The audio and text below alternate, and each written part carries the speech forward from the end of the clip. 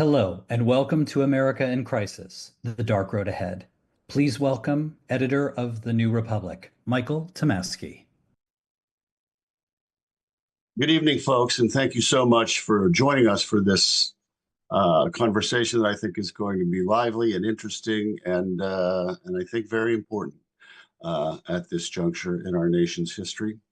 I first want to say that we're all really sorry that we couldn't live for those of you who did procure tickets for the live event. Good evening, folks, and we're really sorry. We had to make a judgment call yesterday. We made it, and we're nevertheless grateful that you joined us via Zoom, and to everyone who has joined us. We have a very large audience, and we're very grateful to all of you.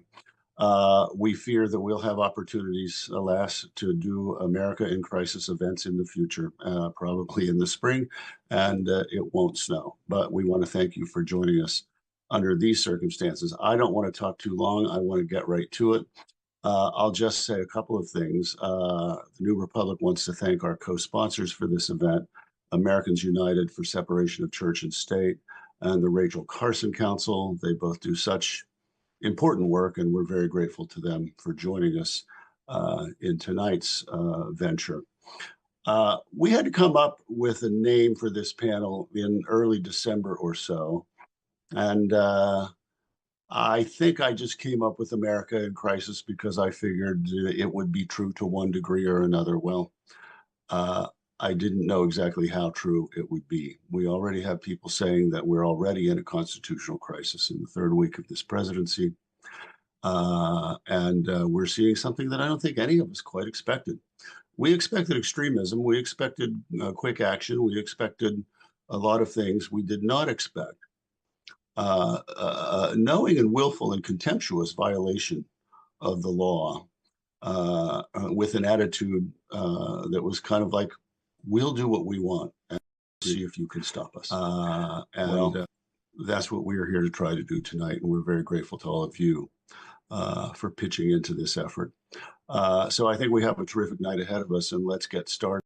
Our first speaker, our welcoming keynote speaker, we're very grateful to have the congressman from the 2nd District of Mississippi. He was chairman of the Homeland Security Committee for a while, and then, of course, most notably, he was chairman of the January 6th Select Committee, and we thought he would have many interesting thoughts to share with us about the situation we're in. So with that, I'll say goodbye, and I'll turn it over to Representative Bennie Thompson of Mississippi.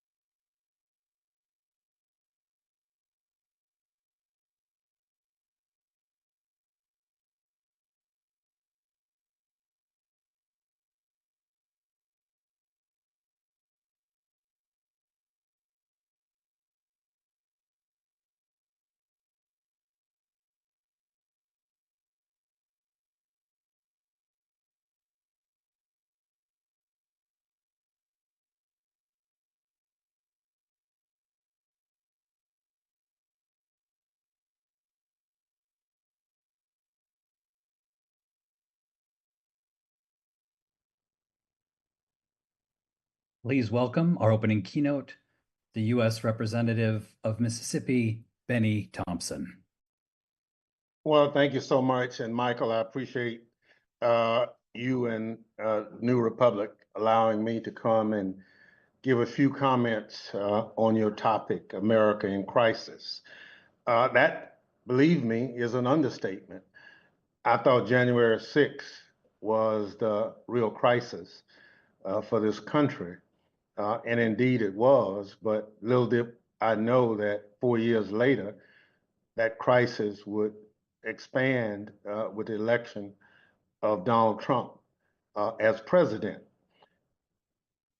I believe that if a person runs for an office and say he wants to inflict retribution, he wants to be a dictator for a day, and actually tell some people that if you vote for me this time, you'll never have to worry about voting again. So little did I know how true since January 20th of this year, those comments have come true. So my friends, we find ourselves in a moment of chaos, confusion, and uncertainty. This is not by accident. Those comments I referenced earlier were made by John Trump, who's now president of the United States. This administration has built itself on deception and is fueled by dividing people. The executive orders that we've all come to expect in the wee hours of the morning have come as no surprise now. We don't know what comes next. We just know that in the orderly transfer of government, this is not how we do business, but nonetheless, we find ourselves at this moment. It has been made clear that its mission is not to serve people, but to dismantle the very institutions that uphold our democracy. From the moment this president took office, he began signing those executive orders at an unprecedented rate.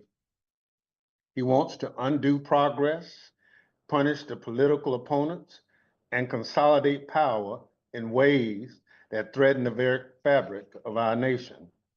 These orders, whether they are birthright citizenship, changing the name of the Gulf of Mexico, federal hiring freezes, or whatever, have stripped a lot of protections from our most vulnerable communities, gutted environmental safeguards, undermined public education, and even placed, in some instances, our nation at security risk.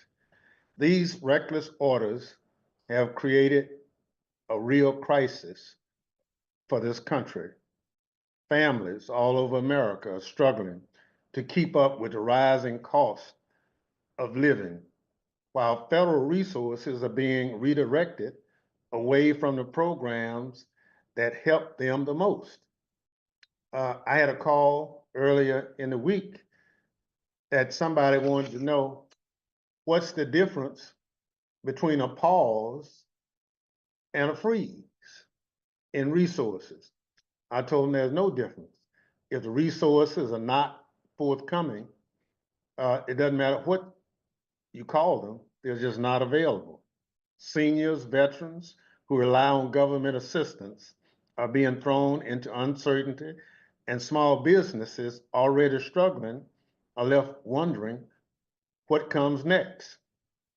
A good example of what we're talking about is a lot of the programs that are at risk.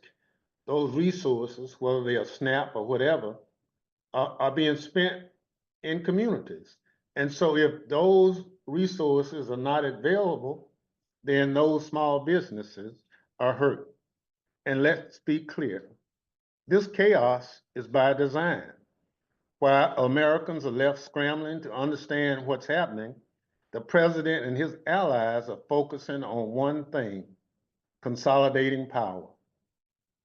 We saw that when he appointed Elon Musk to head the DOGE committee.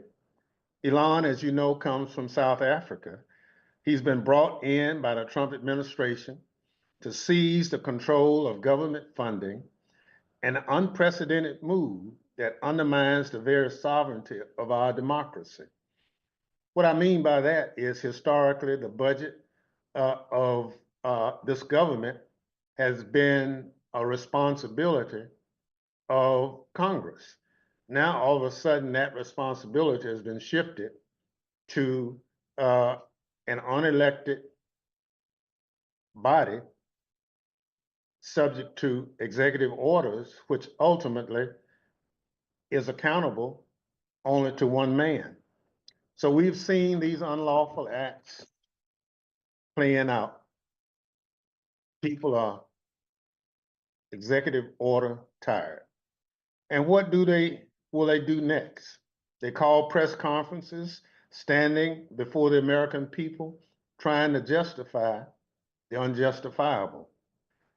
What is it that our nation's financial stability is in the hands of someone who has no allegiance to our Constitution or our values? Not only that, but Elon and Trump have no right to do what they are doing. And so Democrats and others have been fighting tooth and nail to stop these unlawful actions. Lawsuits, 55 so far, have been filed by unions, nonprofits, and others. This is important because Republicans control both houses as well as the presidency, and so they are, for lack of a better term, frozen in time. My colleagues will tell me and others in private conversations, well, we might disagree with what's being done, but we can't publicly come out against it. If we do, we'll be primaried.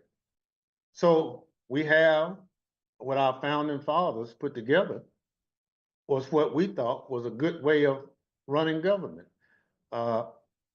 Separate and distinct judiciary, executive, and legislative, each with co-equal functions to do certain things. And now all that has been, for lack of a better definition, consolidated in the executive branch. And so, as I said, we have about 55 lawsuits out here. I understand just before we went on, the federal judge said that the administration can go forward with its goal of offering buyouts to employees. I'm certain that that action will be appealed. However, employees call on a regular basis, very concerned about this email they received from somebody they don't know to respond to an address they've never heard before. And all of a sudden, their life has flashed before them, and there's actually no real place they can go for results. They go to a supervisor, and in many instances, the supervisors receive the same email. So we have to push back. And I say to those of you who are on this call, we have to push back. But we can't give up. And here's what gives me hope. The power does not rest solely in the hands of one man. It has always and always will rest with the people. So my message to you today is simple. This is not the time to sit on the sidelines. This is not the time to let frustration turn into silence. This is a time to engage, to make sure your voice is heard in every corner of the country. That means showing up at the ballot box, in the courts, in the streets, in the halls of Congress. It means organizing, mobilizing, and make sure that no action taken by this administration goes unchallenged. It means pushing back against misinformation, demanding accountability, and ensuring that our democracy works for the people, not against them. We've been here before. We've seen dark times. We've faced uncertain futures, but we've always found a way to go forward. And I believe with everything in me that we will do it again. So let's stay in the fight. Let's make our voices heard. Let's take back our democracy together, because the only way we lose is by stop fighting. And I don't know about you, but I refuse to lose. When we fight, we win. Thank you so much.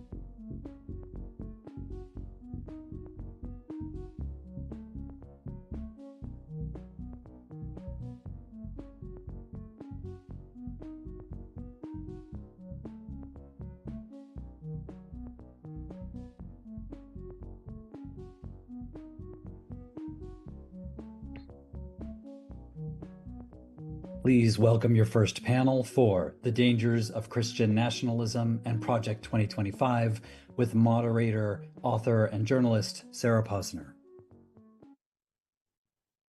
Hi, everyone. Thanks for joining us tonight. We're going to have a panel with three great speakers tonight on the dangers of Christian nationalism. First, we have Rachel Laser. She is the president and CEO of Americans United for the Separation of Church and State, an organization that I'm sure you're all familiar with. She knows that the work of Americans United has never been more important than it is right now. She's been a leader in the fight to defeat the serious threat of Christian nationalism and to defend religious freedom and the separation of church and state.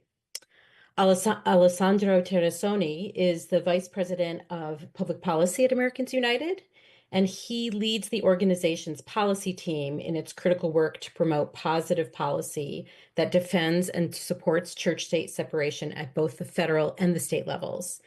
And finally, we have Amanda Tyler, who is Executive Director of the Baptist Joint Committee for Religious Liberty, leading the organization as it upholds the historic Baptist principle of religious liberty, defending the free exercise of religion and protecting against its establishment by government. She is also the author of the book, How to End Christian Nationalism. So we're looking forward to hearing from her tonight. So Christian nationalism is an extreme ideology which holds that God ordained America as a Christian nation and that it is the duty of Christians to restore its Christian founding and run the government from this worldview. This idea is front and center in Project 2025 and in the numerous actions that the Trump administration is taking right now. We're going to look at this from three broad angles, the way that they're trying to impose Christian nationalism on the rest of the country. And then we're going to talk about what the Baptist Joint Committee and Americans United are doing to push back and what individuals like all of you in the audience can do also. So I wanted to start with Amanda and get you to talk about how, right out of the box, both Trump and others in his administration, including Vice President Vance, have been denigrating Christians who don't agree with this Christian nationalist ideology and are engaging in attempts to enforce compliance with the MAGA claim that they represent the true Christianity. Some examples include, it seems like a long time ago, but it was only a few weeks ago, Trump's verbal assault on Bishop Buddy, Vance's disparagement of the U.S. Conference of Catholic Bishops, which drew a rebuke from the Pope, and another perhaps more alarming or real world kind of situation is Trump's creation of the task force to combat what they claim is anti-Christian bias.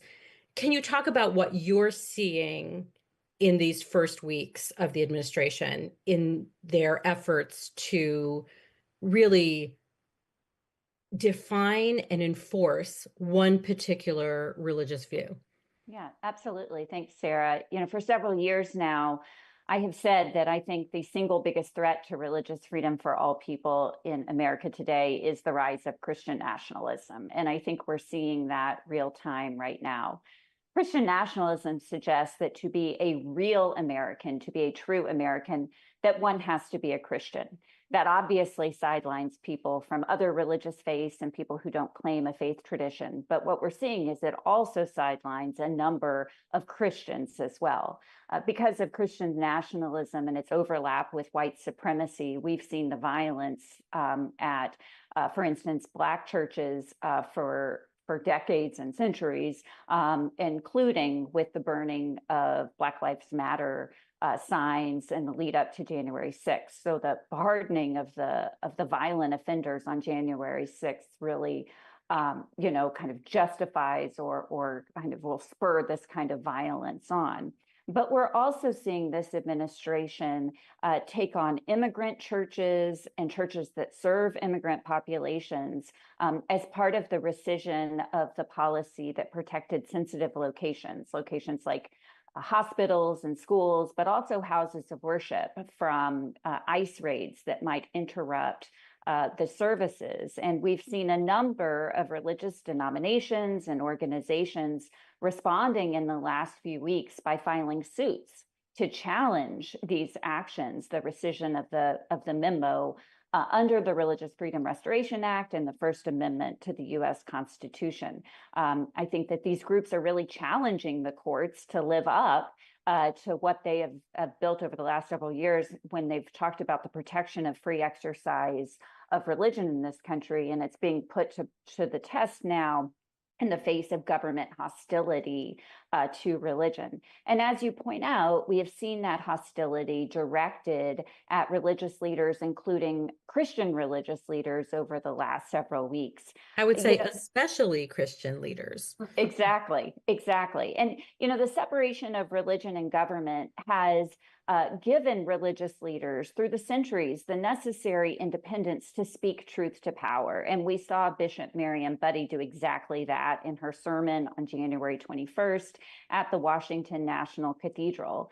We saw that the retribution was swift, with President Trump questioning her religious status, referring to her as, quote, the so-called bishop, and then MAGA world piling swiftly on with attacks on her character and her fitness. One member of Congress even suggested that she should be deported for her sermon. Several other members of Congress are co-sponsoring House Resolution 59 that expresses the sense of the House of Representatives that her sermon was, quote, a display of political activism and condemning its distorted message. This is very alarming to see the U.S. Congress actually weighing in on what is a proper religious message. It violates the idea of separation of church and state, and also, of course, is a violation of religious freedom. But those actions were quickly followed, as you point out, by other examples of officials and allies denigrating and attempting to discredit Christian religious leaders that are at odds with the policies of the president. Because the U.S. Catholic bishops came out strongly against the anti-immigrant policies of this administration, Vice President Vance actually called on their motives, suggesting that they had financial motives for and not religious motives for opposing the president.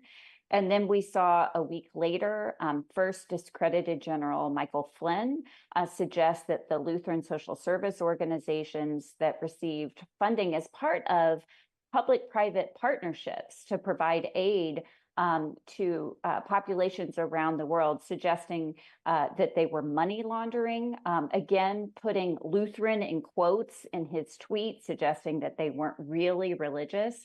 And then Elon Musk very quickly re-upping that tweet and saying that they would take care of these quote unquote illegal payments, of course, without any kind of basis to make these claims at all. So I think what they're doing is really sending the signal that if Christians are not in line with the policies of this administration, that they will be sidelined, they will be discredited, and they will be open to attack. These are obvious examples of violations of religious freedom. And then to add insult to injury, we had the announcement of this new task force to eradicate anti-Christian bias that was announced last week. First, we have to say there is no widespread anti-Christian bias in this majority Christian country. In fact, they're the ones who are spreading a certain kind of anti-Christian bias through all these attacks, both verbally and on social media. Exactly. Very well put. It also denigrates and distracts from the very real Christian persecution that's happening in countries around the world today, as well as the bias, the anti-Semitism and the anti-Muslim bias in this country that occurs at much higher rates. And so I think that the concern that I have about this, in addition to all of those reasons, as well as just the hypocrisy of trying to close all offices, DEI offices that actually would try to root out bias and then opening up this new office, is that this task force will be used to enforce a kind of theological conformity that will harm everyone's religious freedom, including the religious freedom of Christians whose religious views are at odds with the president. And so just to close, I am reminded, Representative Thompson reminded us of the framers and their intentions when they set up the Constitution. One of their intentions, of course, was to disestablish religion from government control in order to help our pluralistic democracy, but also to help religion. And so I want to remind us of the words of Virginia Baptist pastor John Leland, who was a contemporary and a neighbor of James Madison. He wrote in the late 18th century, "The fondness of magistrates to foster Christianity has done it more harm than all the persecutions ever did. Persecution, like a lion, tears the saints to death, but leaves Christianity pure. State establishment of religion, like a bear, hugs the saints, but corrupts Christianity and reduces it to a level with state policy.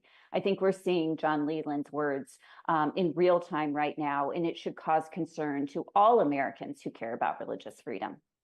Okay, thanks, Amanda. Okay, we're going to come back to some of, or a lot of what you said.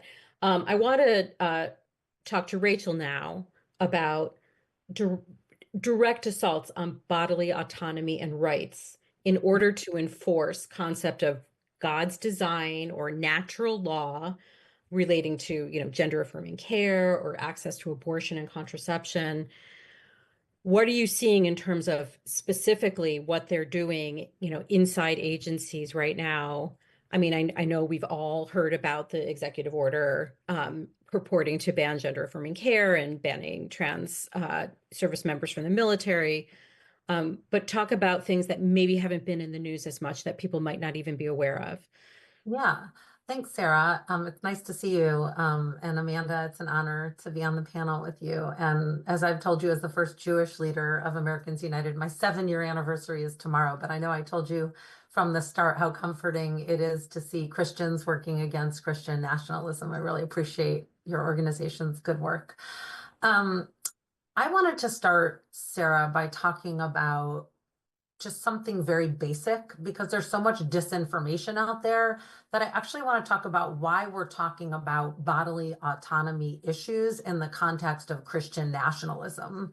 So Christian nationalism's end goal is to destroy church-state separation so that they can embed their ultra-conservative Christian viewpoint into the law, right? And so what we're used to thinking about church-state separation being about is everyone's right not to have the government favor one set of religious beliefs over others or religion over non-religion, right? So we'll start there.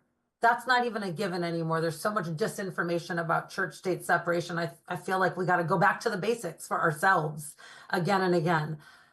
But the thing is, church-state separation doesn't just protect your right to believe as you choose. It also protects your freedom to live as your authentic self and have control over your body.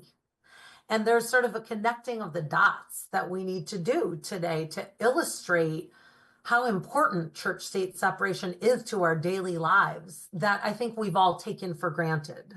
So we should all be able to make our own decisions about our own bodies according to our own belief systems, right? And so that's what church-state separation protects, not just your right to believe as you choose, but your right to live as yourself. What we're seeing today as church-state separation is being undermined to advance this Christian nationalist agenda is the taking away of that freedom to make your own decision about your own body. And right, not according to someone else's narrow religious litmus test. And I'll just give sort of 3 illustrations of areas where this is showing up. And you referenced one of them, which is in the context of LGBTQ equality. Project 2025, the 920-page playbook of ultra conservative administration that has borne out to be their actual playbook. Talks about preference for biblically based families, right? And I think that's really important to know that what's changed about today is folks who are Christian nationalists are brazen and emboldened, and they're saying all the quiet parts out loud. And so another example would be this executive order, which is taking an official government position that there are just 2 sexes, male and female. What are intersex people supposed to do, by the way, according to that definition? But something that also betrays that is a religious definition of gender is something else that was sneaked into that executive order, which is a parenthetical about how your sex is established from conception. Right. Right. And so that is also right. And so we're sort of seeing things like that show up when Speaker Mike Johnson. It's the new life begins at conception. Life begins at conception, and when Speaker Mike Johnson last month was talking about this House bill banning transgender athletes from participating in sports, he cited the book of Genesis from the Bible to justify the bill. To attempt to justify the bill. In an attempt to justify the bill. And, I beg your pardon, Speaker Johnson, but what does your personal faith have to do with American law? America, just to remind you, is proudly the originator of the promise of church-state separation and religious freedom, right? That was ours to boast about, right? We were the first, the original, the OGs, and it's just sort of a disgrace. So that's just LGBTQ. Just really quickly on abortion, an example of the way this is showing up was in Missouri. We filed a lawsuit after the Missouri law embedded into the law the language that the Lord Almighty is the author of life, right into the law. And as the lawmakers were justifying their abortion ban in Missouri, they said all the quiet parts out loud. As a Catholic, I do believe that life begins at conception.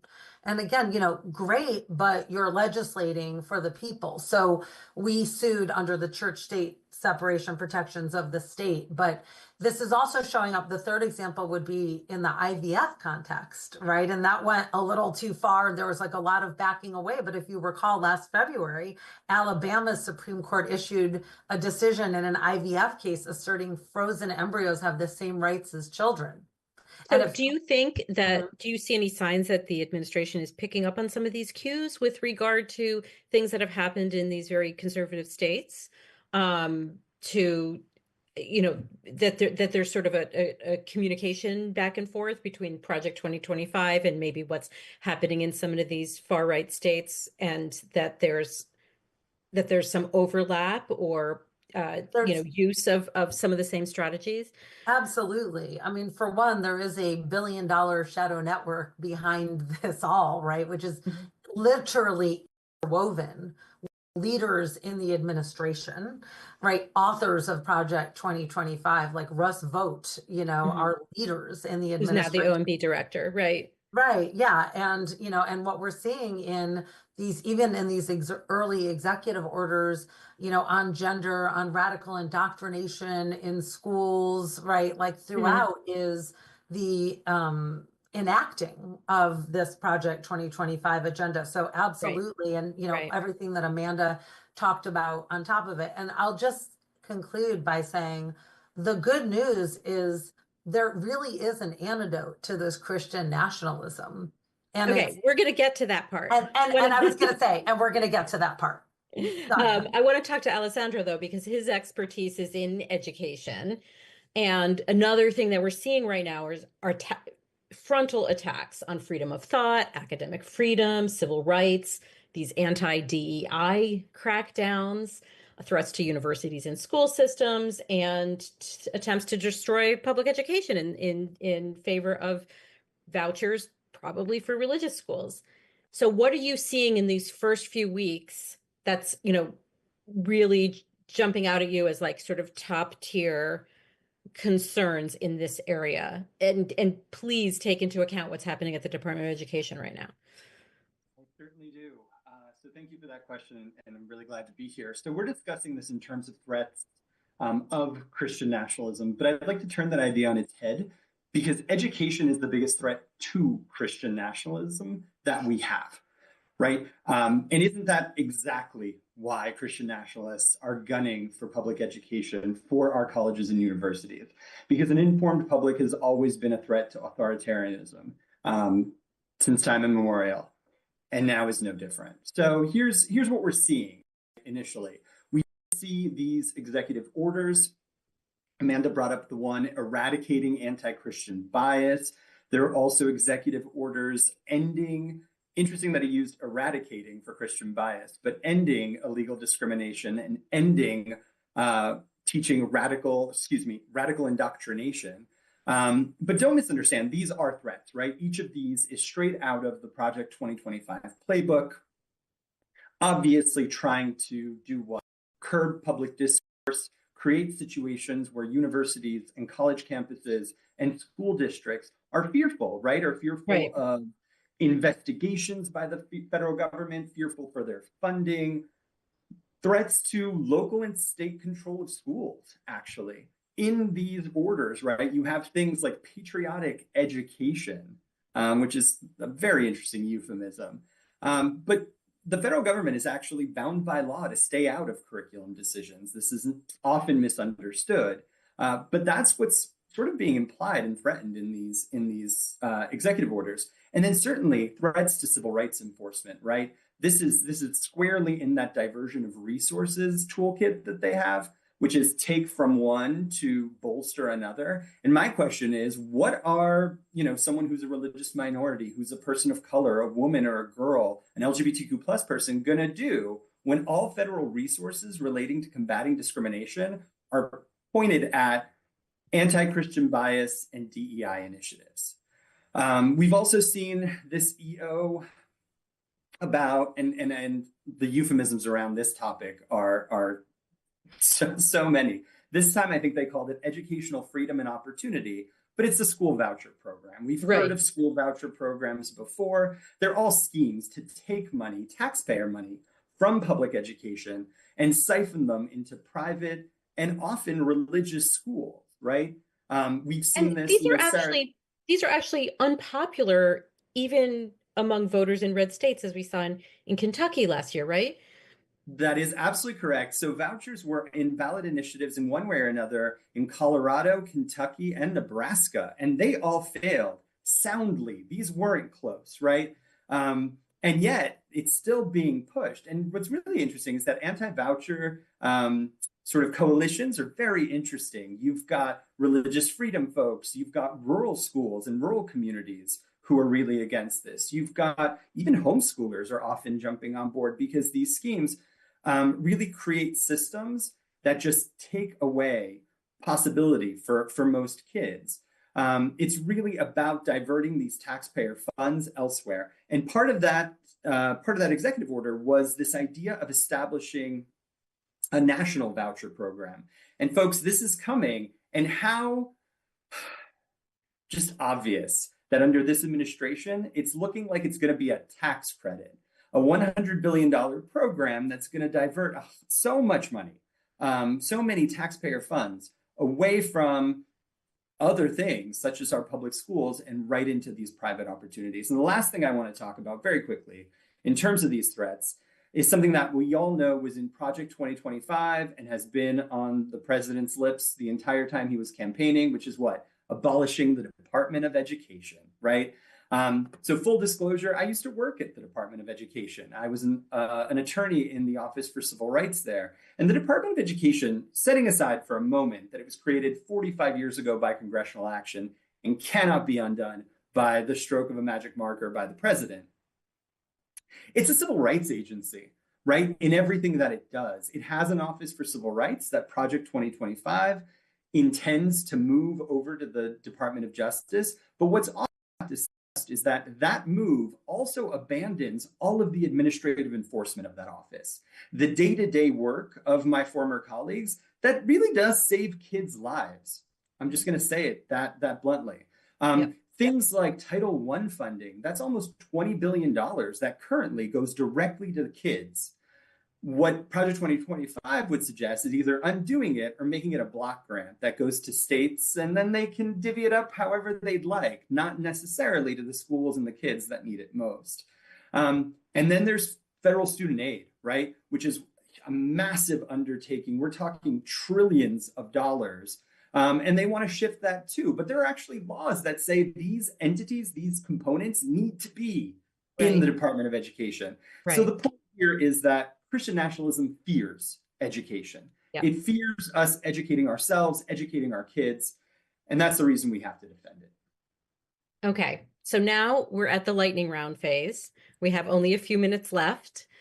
I'm going to say each of you will have around 60 seconds to tell people in our audience tonight what they can do to get involved if the issue that you talked about tonight, is their specific thing that they want to get involved in. So first, Amanda. Well, I would invite people to visit us at christiansagainstchristiannationalism.org. You do not have to be a Christian in order to be involved in our work. But as Rachel was talking about earlier, this idea of trying to legislate a given religious view, it's not even the religious view that's held by most Christians, right? And so I think we are seeing a majority of Americans from all different religious faiths around the country really wanting to push back against this. We have been overwhelmed by interest in people wanting to set up local groups of Christians against Christian nationalism. We are also pushing out action alerts about how, again, they can tell their elected representatives to say no to these schemes, because many of these executive orders, this administration is limited in what they can do. And so it really will take acts of Congress in order to fully implement this. And so the time is now for people to get more engaged. And I think that's the theme of tonight, that all of us need to be more directly involved in the project of democracy. And there's so many organizations doing that today. And I'd invite everyone to join us at christiansagainstchristiannationalism.org. Great. Thanks, Amanda. Rachel. Okay. I think we need to educate people about the importance of church-state separation, because it is the cure to Christian nationalism. And I think we can do that and make church-state separation come alive by telling stories and connecting the dots. If you care about LGBTQ equality, if you care about abortion rights, if you care about accurate science, and if you care about books being on our shelves of our public libraries and the right to read and learn, you care about church-state separation. 2, unite. This is such a divided time in our country. And one of the reasons is because church-state separation is being undermined. But this is a great issue to unite around, right? We all have a stake in protecting religious freedom. So don't just do the pulpit exchange on Martin Luther King Jr. Day. Get together and unite around this issue, right? Muslims, Jews, Christians, Hindus, everybody, the non-religious, right? And then 3, recommit to church-state separation, and please join us at au.org. At au.org, Americans United, we also have a wonderful Summit for Religious Freedom in April that you can come to and feel the magic of being in a space with all of us coming together. It's just an amazing experience. www.thesrf.org. Okay. Alessandro. Yeah, I will try to keep it quick. So they have great messaging, and part of that great messaging is a lot of lying. Let's just be honest. And so my suggestions sort of echo what was already said of educating yourself and then educate others, right? Don't use phrases like school choice or believe them. Don't say DEI, say diversity, equity, and inclusion, and make people have to say to your face that those are the things they think are bad for America. And lastly, this might be a little bit obvious, but call your representatives. Now more than ever, it is important for these people to hear from their constituents, to hear about your fears, hear about your concerns, hear about these threats and how they are affecting your families, yourself, your well-being. They're hearing from Christian nationalists, believe me. So they need to hear from the rest of us too. Okay. And support AU and go to au.org for sure. All right. I want to thank all 3 of you so much. You were all fantastic. And I hope that the audience, and I'm sure that the audience did, get a lot out of this very brief but informative panel. Thank you so much. Thank you, Sarah. Thank you. Please give us a moment as we transition to our next panel. We'll be right back.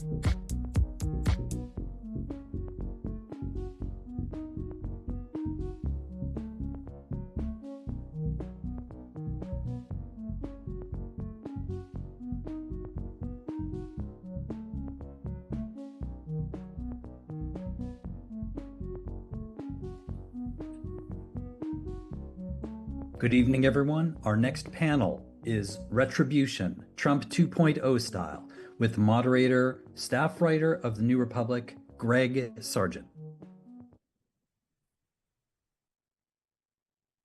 Hi, everybody. I'm Greg Sargent, staff writer at The New Republic. I want to be clear at the outset that we mean retribution with a bit of an asterisk.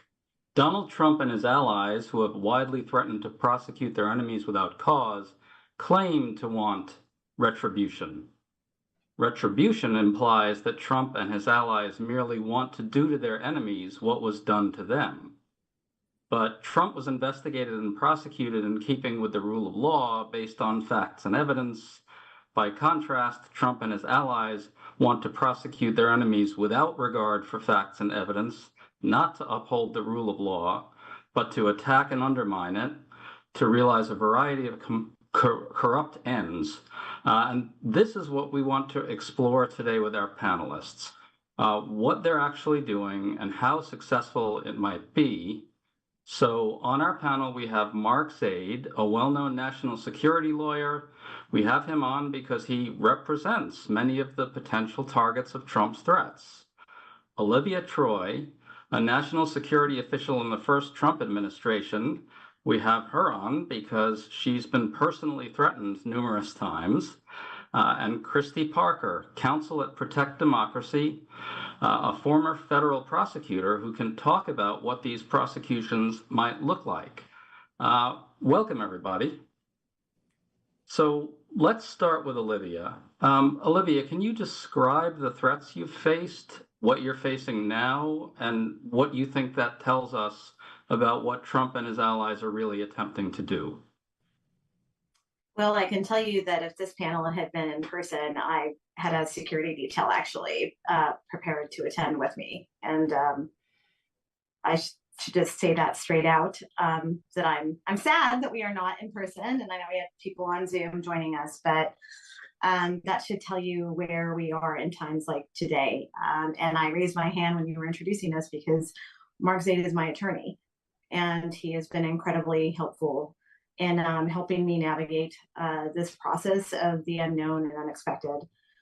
When they do, try to bully me and intimidate me, and the harassment comes in different ways for many of us. It comes whether it's the trolls on social media, which I would say probably that's the least of my worries at times, unless it turns into action. But I've done a good job of cultivating my personal relationship with local law enforcement, gone out of my way to make sure that they know about my family, my situation, what it's like to be in my house and my street and all of that. I have a neighborhood watch program.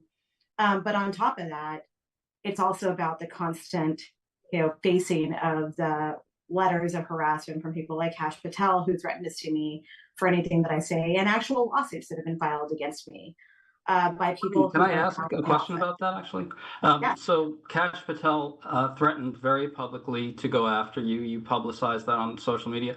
What do you expect to happen to others in your situation right now? What is this all going to actually look like going forward? I think you'll see more of that. I think right now, Kash Patel is currently going through confirmation to be the director of the FBI. And so my greatest concern about that scenario is, one, we should take him at his word at the statements he's made in the past about retribution.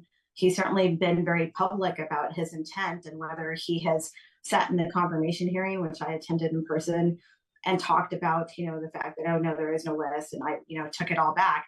There were people getting fired in that moment. And now we have reports from others that are saying that possibly he was involved in orchestrating that. And so I worry about what's to come for other people in the intelligence community or serving in national security. I worry what's to come for whistleblowers. And I worry what's to come in terms of what happens when someone is running the nation's premier federal law enforcement agency with thoughts of retribution, with thoughts of not actually abiding by what actual rule of law is in terms of what the FBI is actually supposed to do, which is, actually protect the security of all Americans and perhaps not participate in partisan directed witch hunts, and which I believe are something that we may see in the future. And I think that it speaks to the chilling effect of when people do tell the truth, or whether they stand up and take a strong stand against what they're seeing, what happens to those voices along the way, because that's what this is meant to do. It's meant to bully, intimidate, and it does have a chilling effect.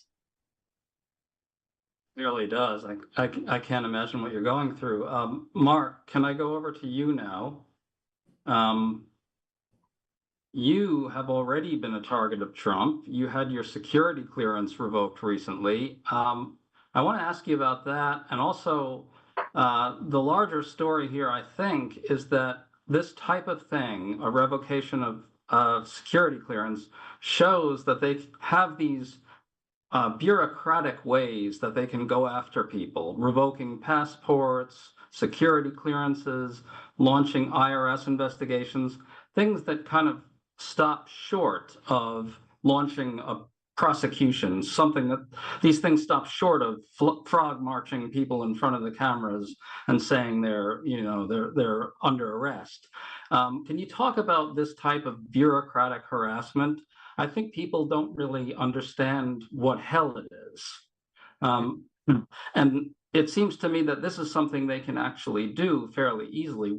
Can you talk about what that's going to do to people, and to the degree that you want to talk about your own clients without naming them, we'd welcome that.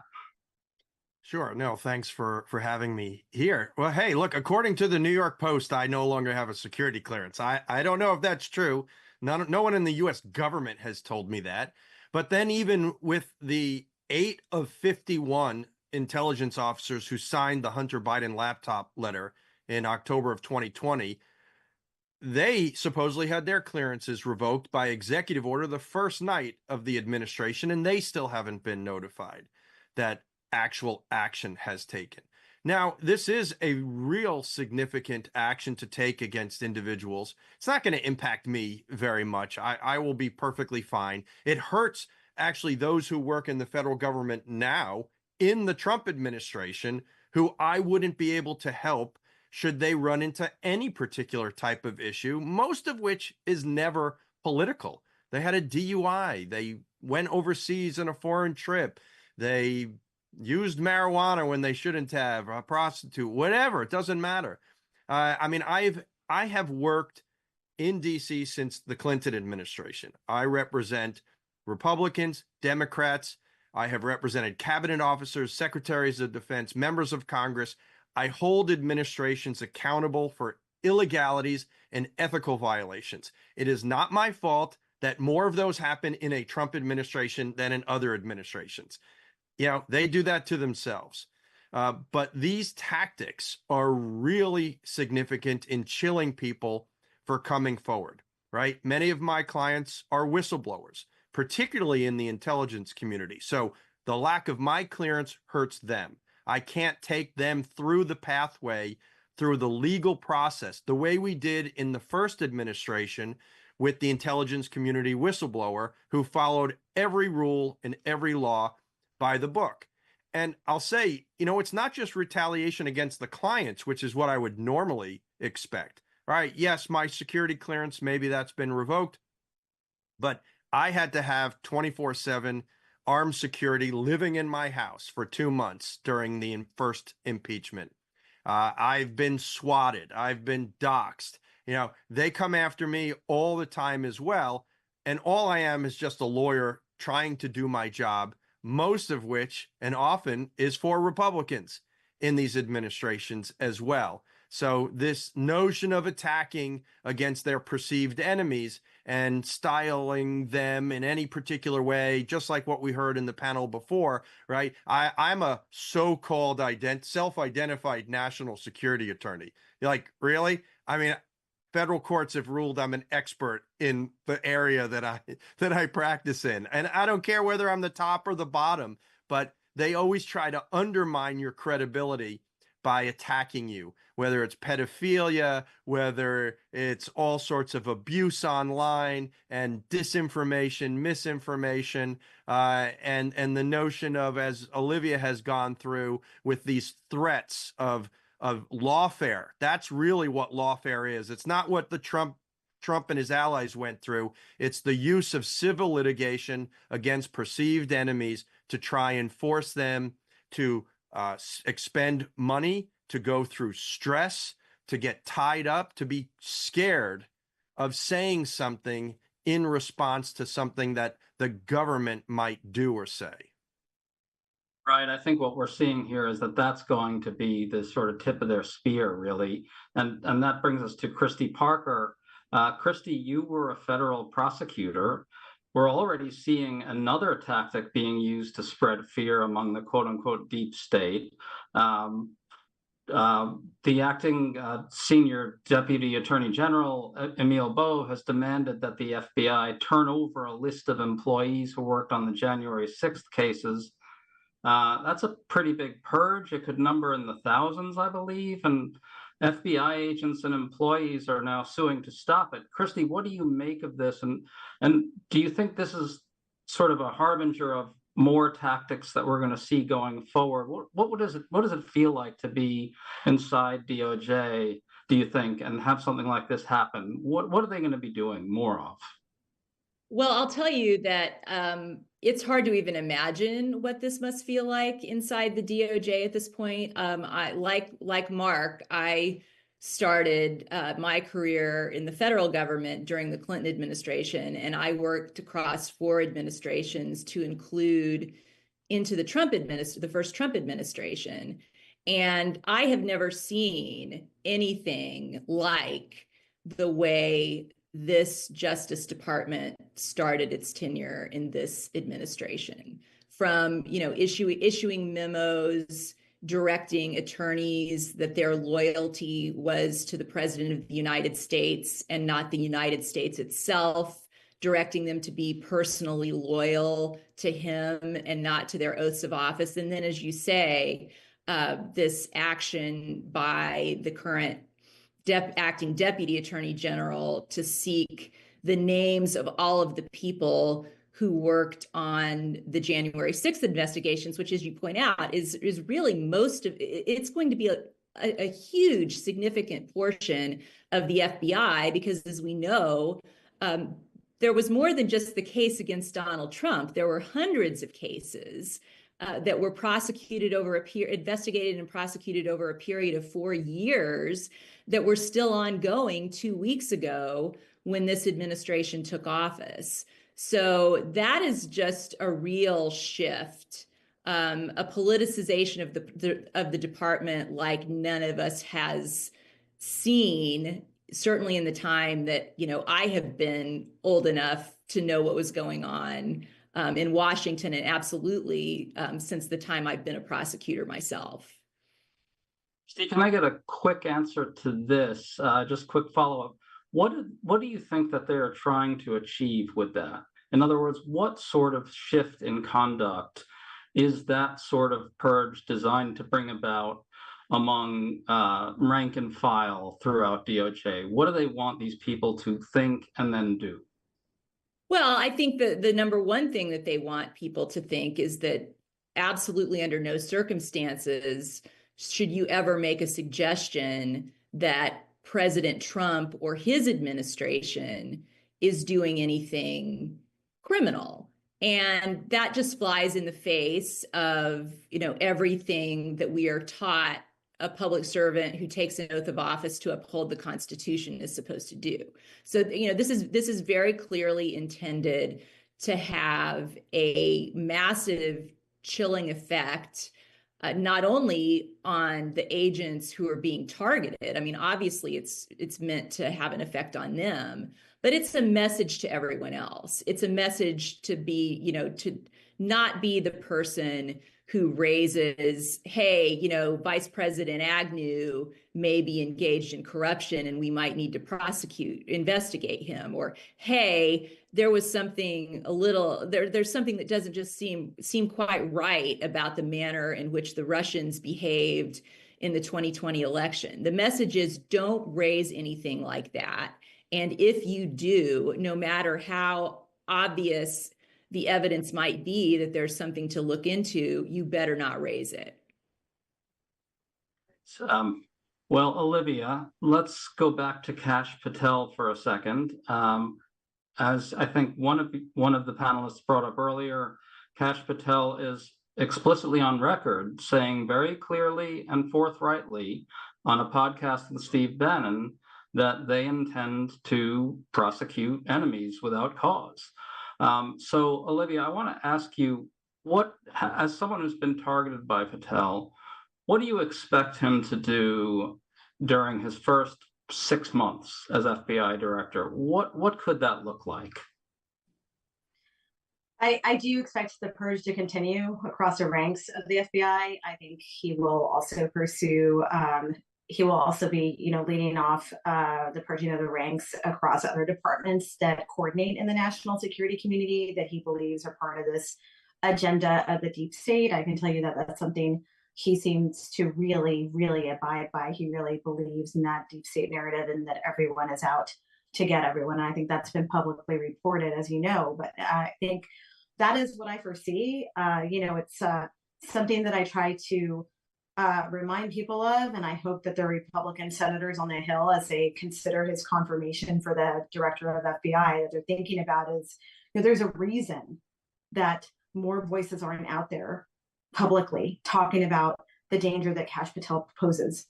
And I think that that should speak volumes overall at the fact of the fear of people that don't want to come forward because they don't want to become targets of him. And I think that that says a lot when you have someone that's going to go run the FBI, and that's how people are viewing this entire situation. So I expect him to do frivolous investigations. I don't, I'm under no illusions that the FBI won't show up at my door someday, knock, and just for whatever reason.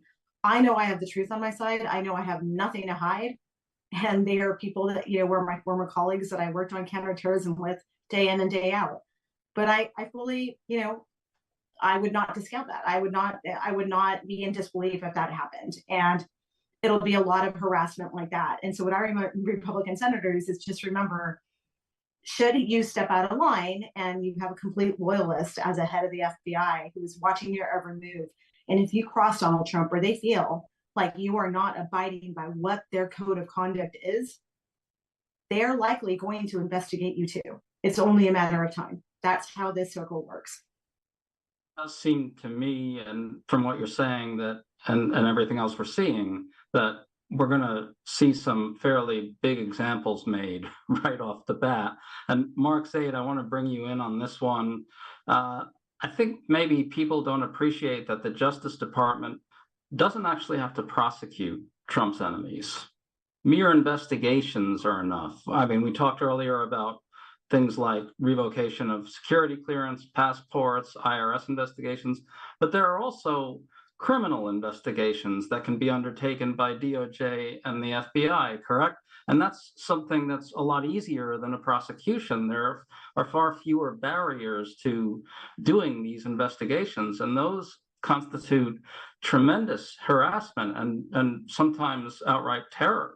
Can you talk about, as someone who represents a number of these people who are fearing this, what do you think that's going to look like, these types of investigations? Yes, I mean, I've been involved with those types of investigations for decades, whether it's congressional, where it's really political as far as motivation or legitimate, or it's mistaken investigations where people are pulled in because of an allegation within the different communities, an inspector general's investigation, a security investigation, and a professional office of professional responsibility. And I fully expect, and I've already been retained by numerous peoples within the Department of Justice, the FBI, the National Archives, other agencies who are fearful because they worked on Mar-a-Lago investigation or January 6 cases, that they will be brought in. And look, I've been doing this for a long time. It doesn't faze me, but when you have never experienced that, I can see the fear in their eyes. And frankly, I'm doing it and will be doing it pro bono, whether it's through Whistleblower Aid, my nonprofit organization, or my law firm itself, because I'm not going to allow individuals who perform their duties lawfully, properly, and ethically to be penalized as a result or punished as a result of this administration being so vindictive and retaliatory. So they can be pulled in for interviews. They don't have to be arrested. There may never be a charge, but to have that hanging over your head, that is a real deterrent to folks who, many of whom, frankly, have just tried to retire and go quietly away after serving distinguished careers inside the United States government. I just want to underscore the gravity of what Mark Zaid just told us. He's been retained by numerous people who simply are guilty of following orders and functioning as public servants. But they think because they did this in some way that the incoming people will view as wrong or disloyal to Trump or in some way on the wrong side of Trump/MAGA narratives, they need to lawyer up and be ready to get targeted. We don't want to say following orders, right? Because everybody harkens back to Nazi Germany following orders. That's not what we're talking about, right? These are people who lawfully perform their duties as in the same manner that every administration has done it previously in following the guidelines, the norms, the laws, right? It's not even have to be about following orders so that they can't say, well, but those orders were unlawful. No, they weren't. They're typical due process procedures. It's terrible. Kristy, we're running out of time, so I'd like to hear from each person now, starting with you, Kristy. Maybe just take a minute to tell us, just from the prosecutorial perspective, what's the worst case scenario? What could they do if they really decided to go for it, as it were? And then maybe tell us what our recourse is as citizens. What should people do? And then on to Mark and then Olivia answering the second question there. Sure. I mean, the worst case scenario is exactly what we've been talking about, that they actually do more than just, as bad as firing people is, that they go beyond that and they actually convene grand juries and, probably, as Mark says, investigate people to the point of, costing them their careers or, costing them a lot of money. And, thank goodness for people like Mark who have stepped up to represent people in these situations. The entire legal community that believes in the rule of law needs to stand up and do the same thing and make sure that he's not out there, or he and a handful of people aren't out there on their own doing this. So, that is the worst case, is that they actually do it and they actually go forward. And they prolong these investigations where it's very difficult for there to be, court interventions. Once you get to the stage where they've actually charged somebody, then, we're in a different situation, because let's be clear here, as Mark was saying, take January 6th. There was nothing wrong with those prosecutions. Not a single judge across the entire legal system, Democrat or Republican, has ever said that those cases weren't supported by probable cause, or that the convictions that were obtained were not, were not lawful convictions. Even in the case of President Trump, no judge ever found anything wrong with the indictments, the legality of the indictments in those cases. So, what I would say in terms of what can we do? Support people like Mark. If you're a lawyer with Mark. If you have the resources to give to the people who do that, please step forward and do that. And then I would say, we need to enlist, we've got some great members of Congress participating in this event tonight. We need to have the members of Congress do everything they can when they see unlawful investigations happening to seek to intervene. Do whatever they can if they're in the minority. Get in there, do things that raise the awareness, do whatever you can do to gum it up. And let's not take it. Let's not sit back and take it. We do need Democrats in Congress to really step up at this moment. People listening, you can let your Democratic member of Congress know that. Mark, Zaid, and Olivia Troye, just a few seconds each. What can people do? What recourse do people have? Yeah, to help us at Whistleblower Aid, whistleblower.aid.org.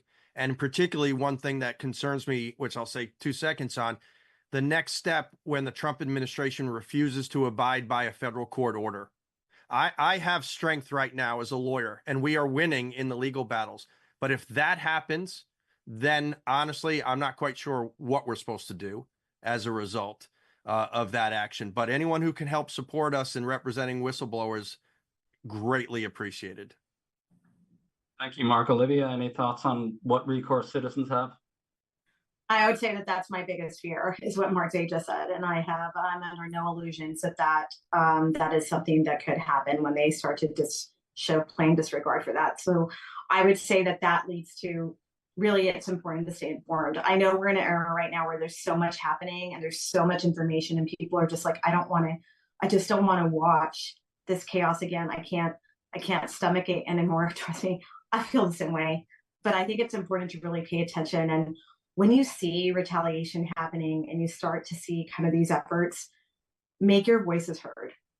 Like, write letters to the editor, follow your investigative journalist, follow Greg, pay attention to what's going on, and call your members of Congress and remind them, like, our voices as people still matter. They may make us feel like they don't, but they do matter. And yes, support whistleblower aid, support Protect Democracy. I know Kristy's there. Support other organizations that are really doing the work to help people like myself and others. Because I think what people oftentimes forget is it takes not only just personal emotional toll, but financial toll in our families to constantly be providing security for ourselves, hiring lawyers and things like that. And lastly, I would say that when you see someone that is facing these kinds of things, just tell them and show your support. Thank people like Mark, thank people like Greg for covering it. Thank these people for taking a stand. And because absolutely. I tell you, it never Just gets old. Well, key point there. Thank you to all our panelists. We really appreciate everything you're doing right now, and thanks for talking to us tonight. Thank you. Thank you all. Please give us a moment as we transition to our next panel. We'll be right back.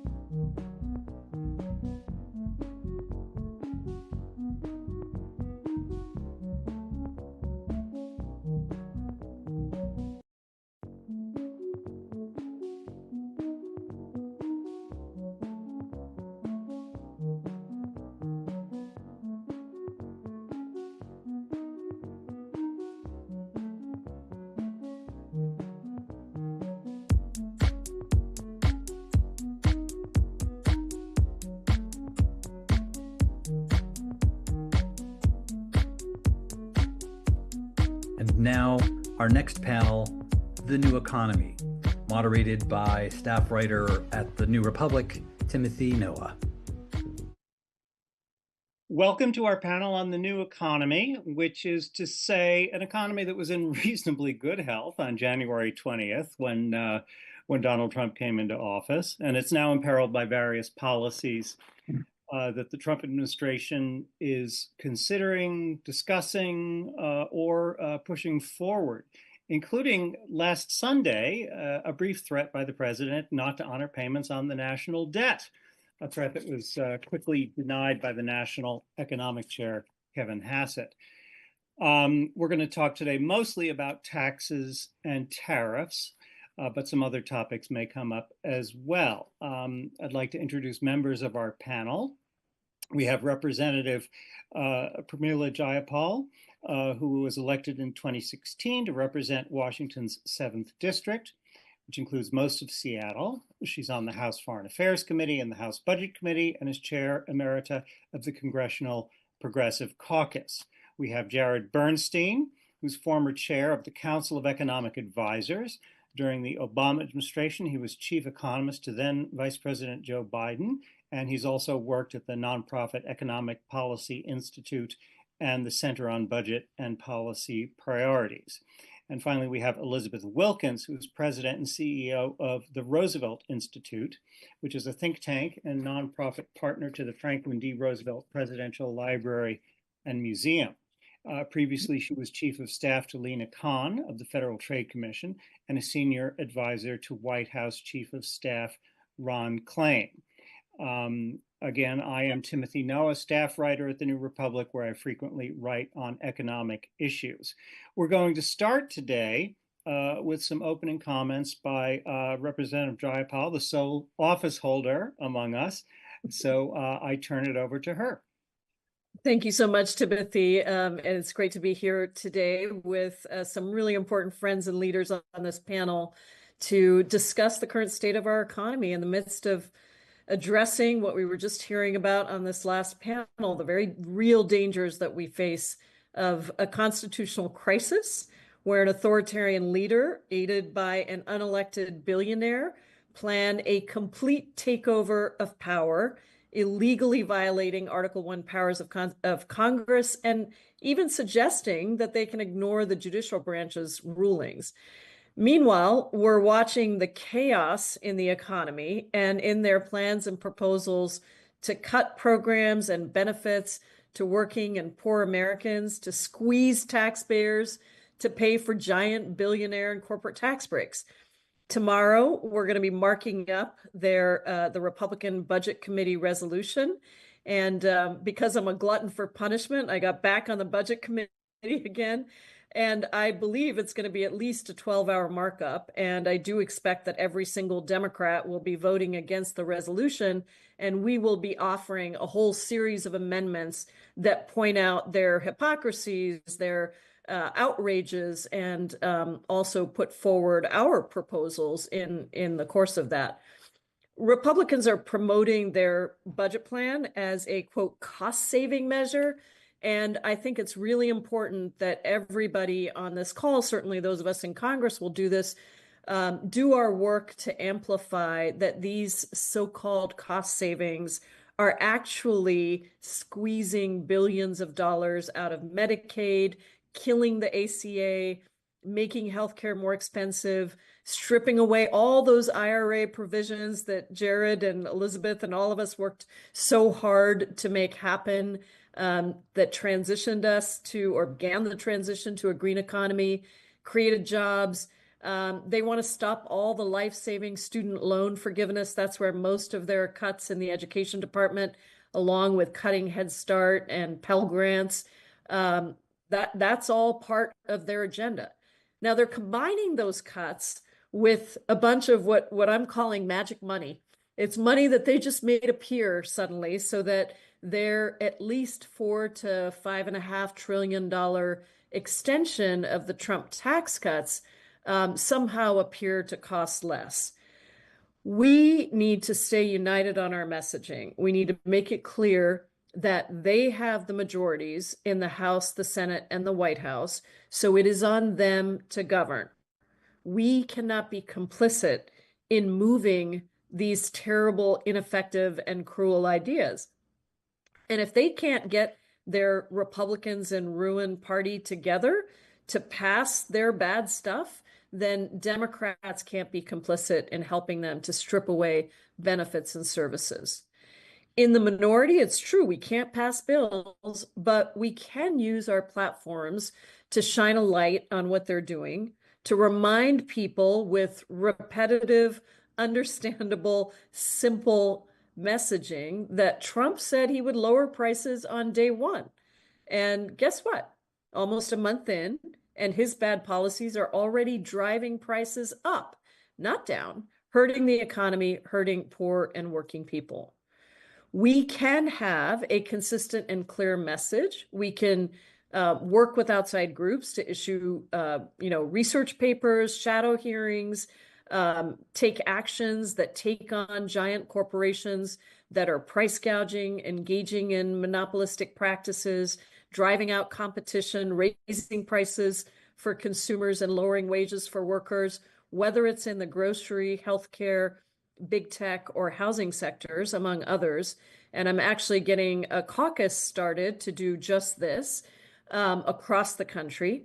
We can refuse to make it easy for them by making sure we stick together as a Democratic caucus and standing up against the destruction of our government and our economy and our communities.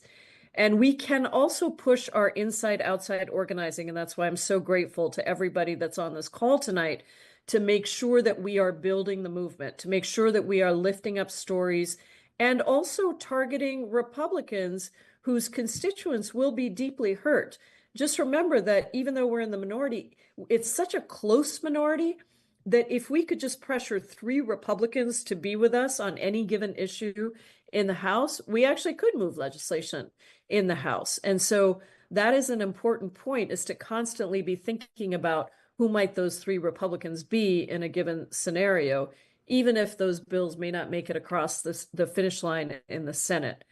And of course, we're working closely with the lawyers and the groups around the lawsuits that are being filed, and we're filing our own set of amicus briefs in support of those lawsuits as members of Congress.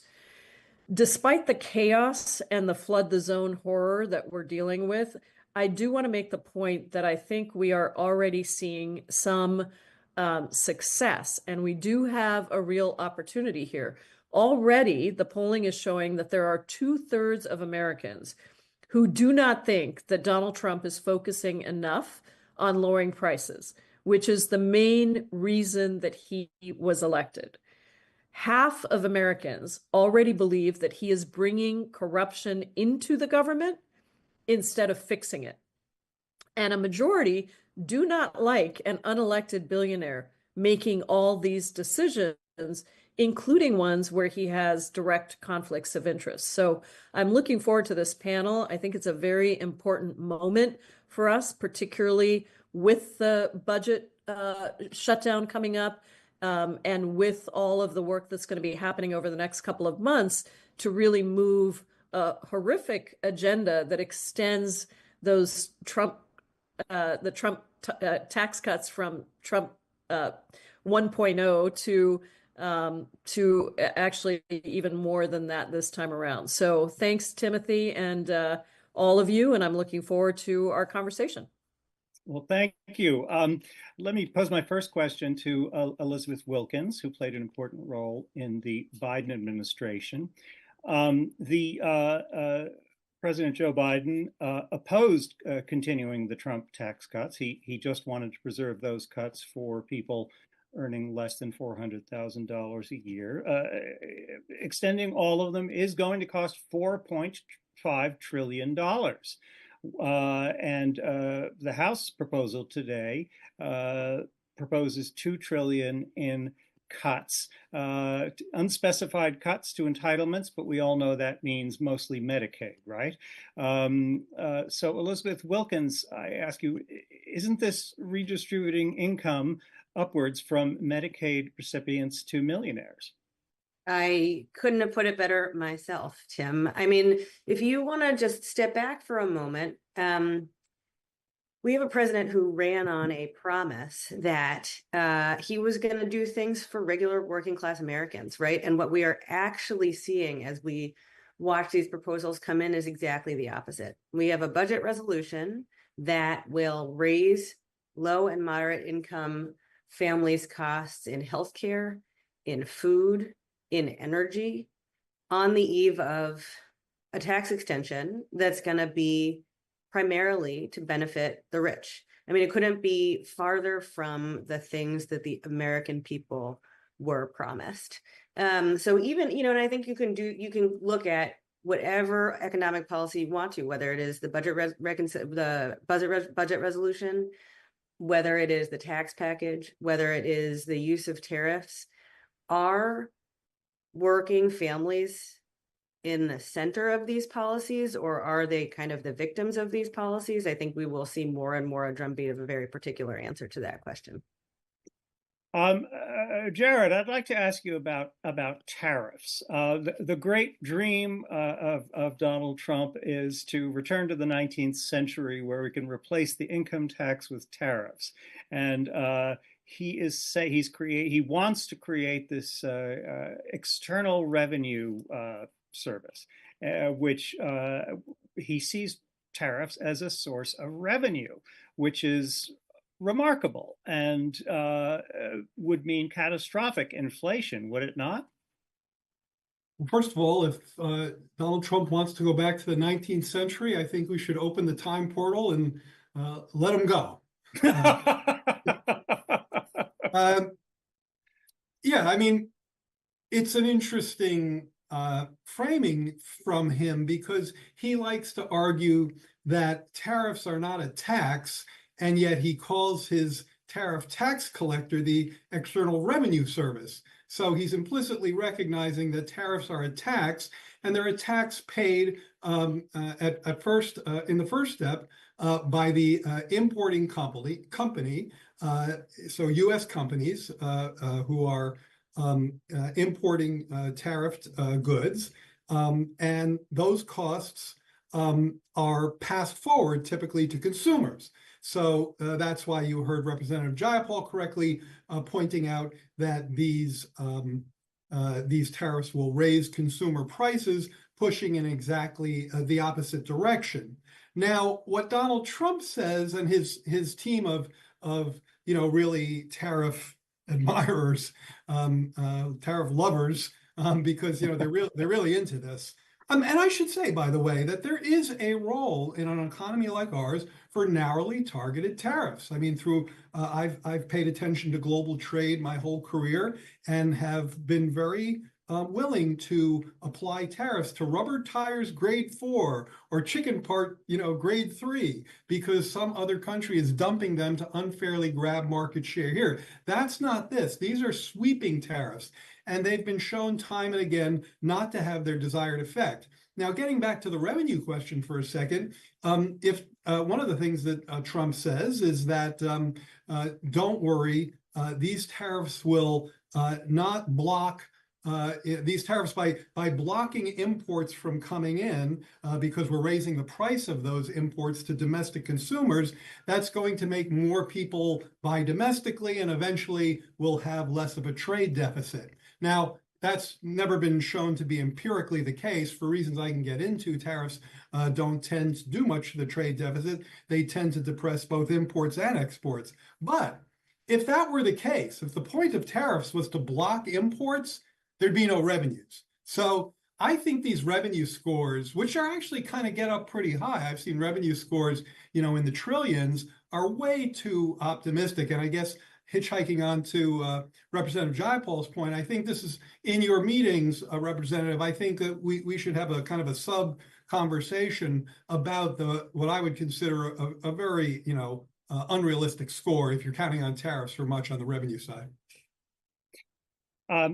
Representative Jayapal, I wanted to ask you a little bit about this strange remark of President Trump's over the weekend when he kind of threatened not to honor the national debt.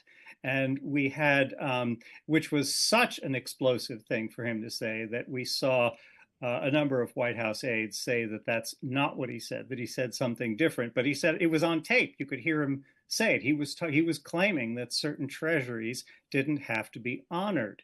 If past patterns are any guide, Trump is probably going to say this again and again until he sees a market reaction that scares him to death. Would you agree, Representative Jayapal? And what should Democrats be doing about this? Yeah, I mean, I do agree that he says a lot of things for reaction, and he puts out proposals to try and get something, usually through fear and threatening. So even the tariffs, if you were thinking about tariffs in terms of pure economics, you would talk about it one way. But note that initially when he started talking about tariffs, it was to threaten Canada and Mexico to do certain things on immigration. And other factors that didn't have to do with actually building a manufacturing base in the United States, keeping jobs here in the United States. There was no investment that was targeting that in the way that the Biden administration did. And so I think that with the national debt, this is what he continually does to kind of throw us off our feet and have us respond to whatever that is.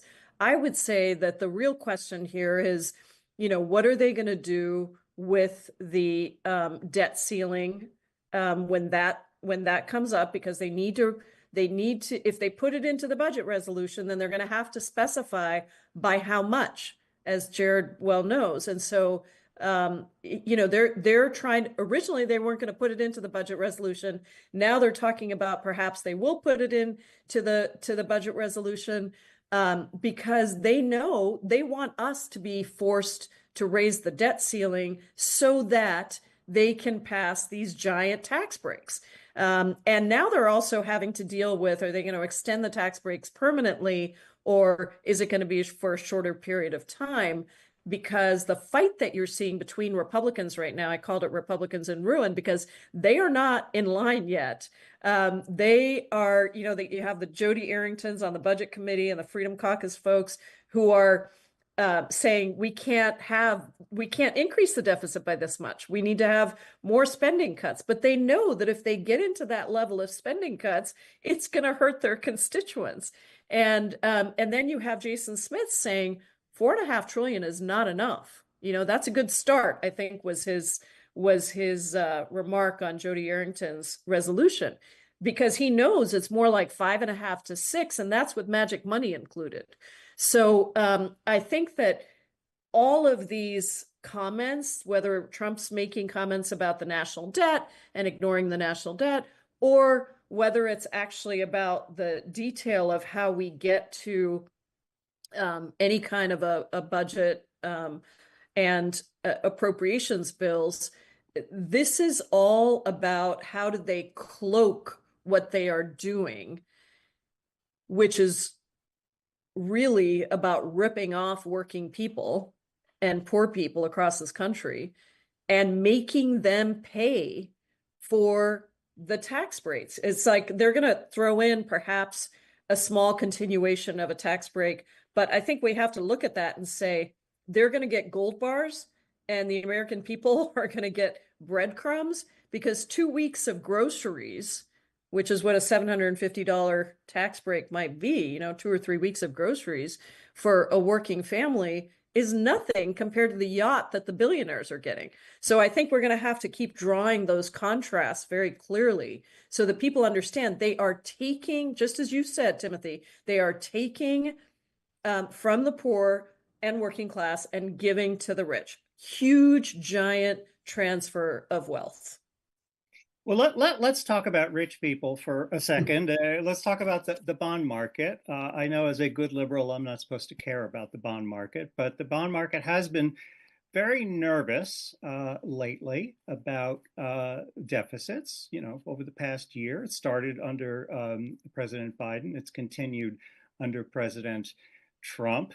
And I'd ask Elizabeth Wilkins, do you think we might see some pressure on Trump and on other Republicans from the bond market? Does Trump care about what happens to interest rates? I promise I'm going to answer your question, but I am going to go back to something that Jared said about the External Revenue Service idea, because I think it's really important. Mm-hmm.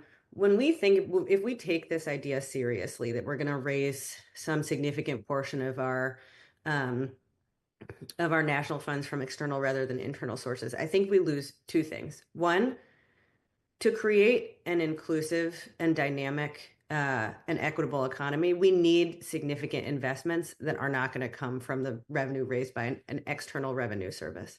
But two, taxes are not just about raising revenue. They are, but they are also about rebalancing power in the economy. The way that we decide to levy taxes, whether we decide to tax the wealthy, whether we decide to tax economic activity that is actually detrimental to markets working in the way that we think that they should to create equity, is a hugely important tool in our toolbox to create the kind of economy that we want.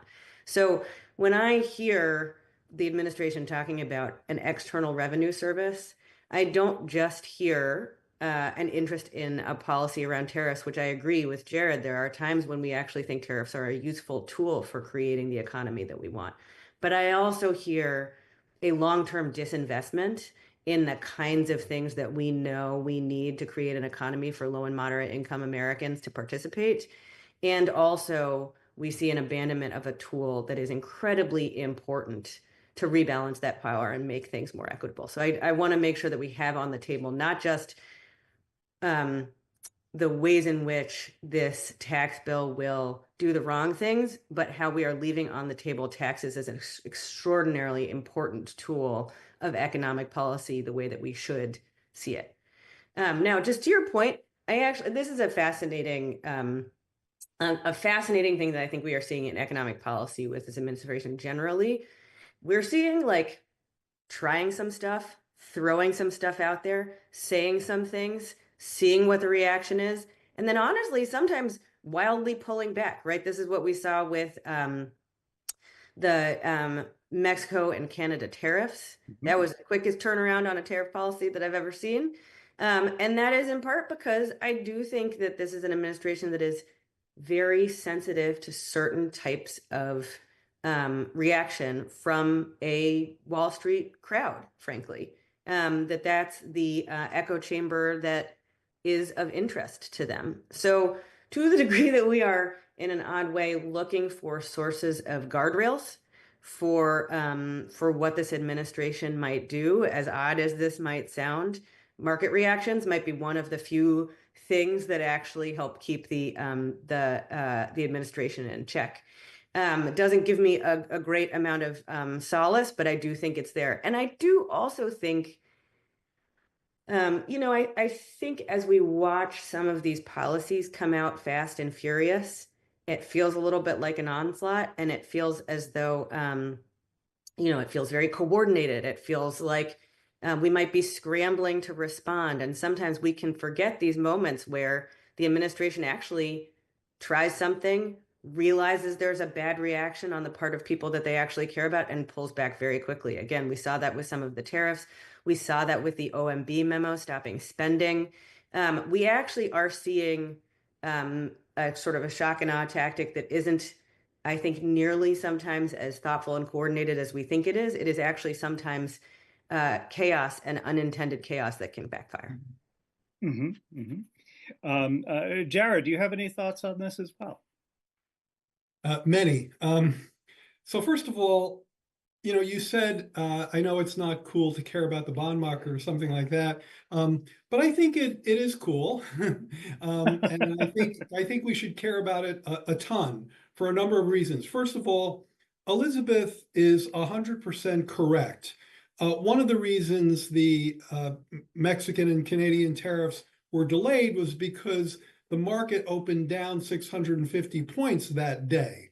I worry that there are almost no disciplinary institutions out there, with total respect for Representative Jayapal and what they're trying to do. But of course, the majority is not a force for good right now. I'm worried about the Supreme Court as a guardrail. And, we've heard from other panels today.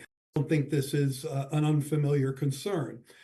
I do think that the financial markets are a potential source of discipline for the administration. Trump cares about that.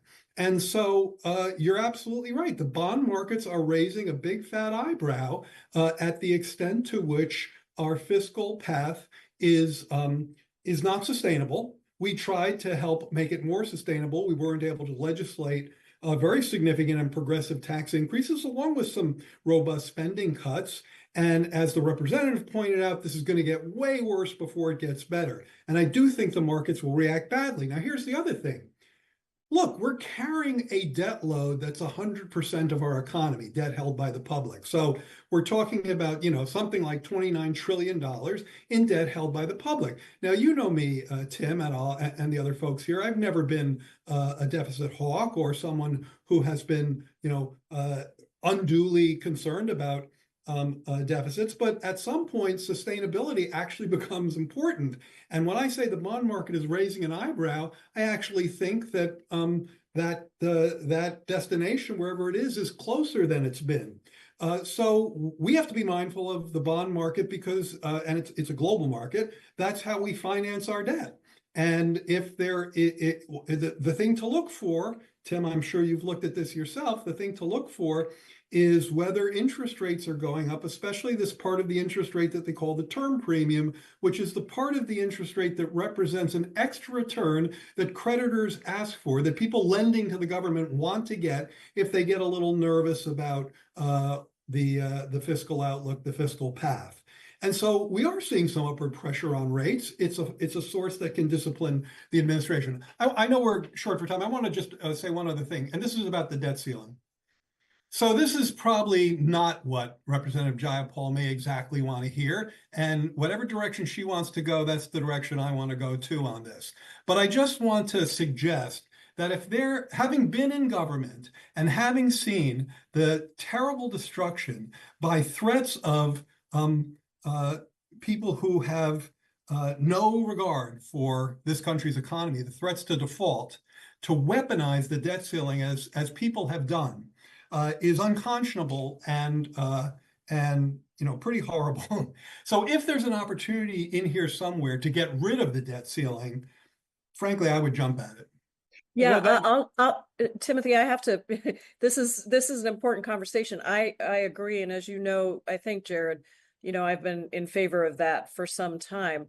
I think the timing of it is very important. So in other words, if we do it now, it opens the doors for their tax scam. And you know what they did to us last time. And I think there would be real problems. But I do think that it may be that there's an opportunity for us to get rid of it later, perhaps when Trump is still in office, but Democrats have control of the House. I don't know. We have to see what that looks like, but I don't want to bring a butter knife to a gunfight. We are going to have to use every tool in our toolbox to stop them from doing another massive transfer of wealth with their tax scam. And so I think that's the only thing I would say. I'm with you on, and I think we did the press conference when the president called me actually and said that was so great. We did a whole press conference on the debt ceiling when they were using it and weaponizing it in ways that it hadn't been before. But guess what? They have weaponized it now, and they are trying to move and do things that would absolutely destroy all of the good work that you and Elizabeth and all of us did over the last 4 years. I'd like to get a clarification on what you're saying, because I know some Democrats are saying we should do a government shutdown, which doesn't strike me as making a lot of sense when you're dealing with a Republican president who's already trying to shut down the government. But do you have any thoughts about that strategy? I absolutely do, because I keep getting asked about that over the last 24 hours.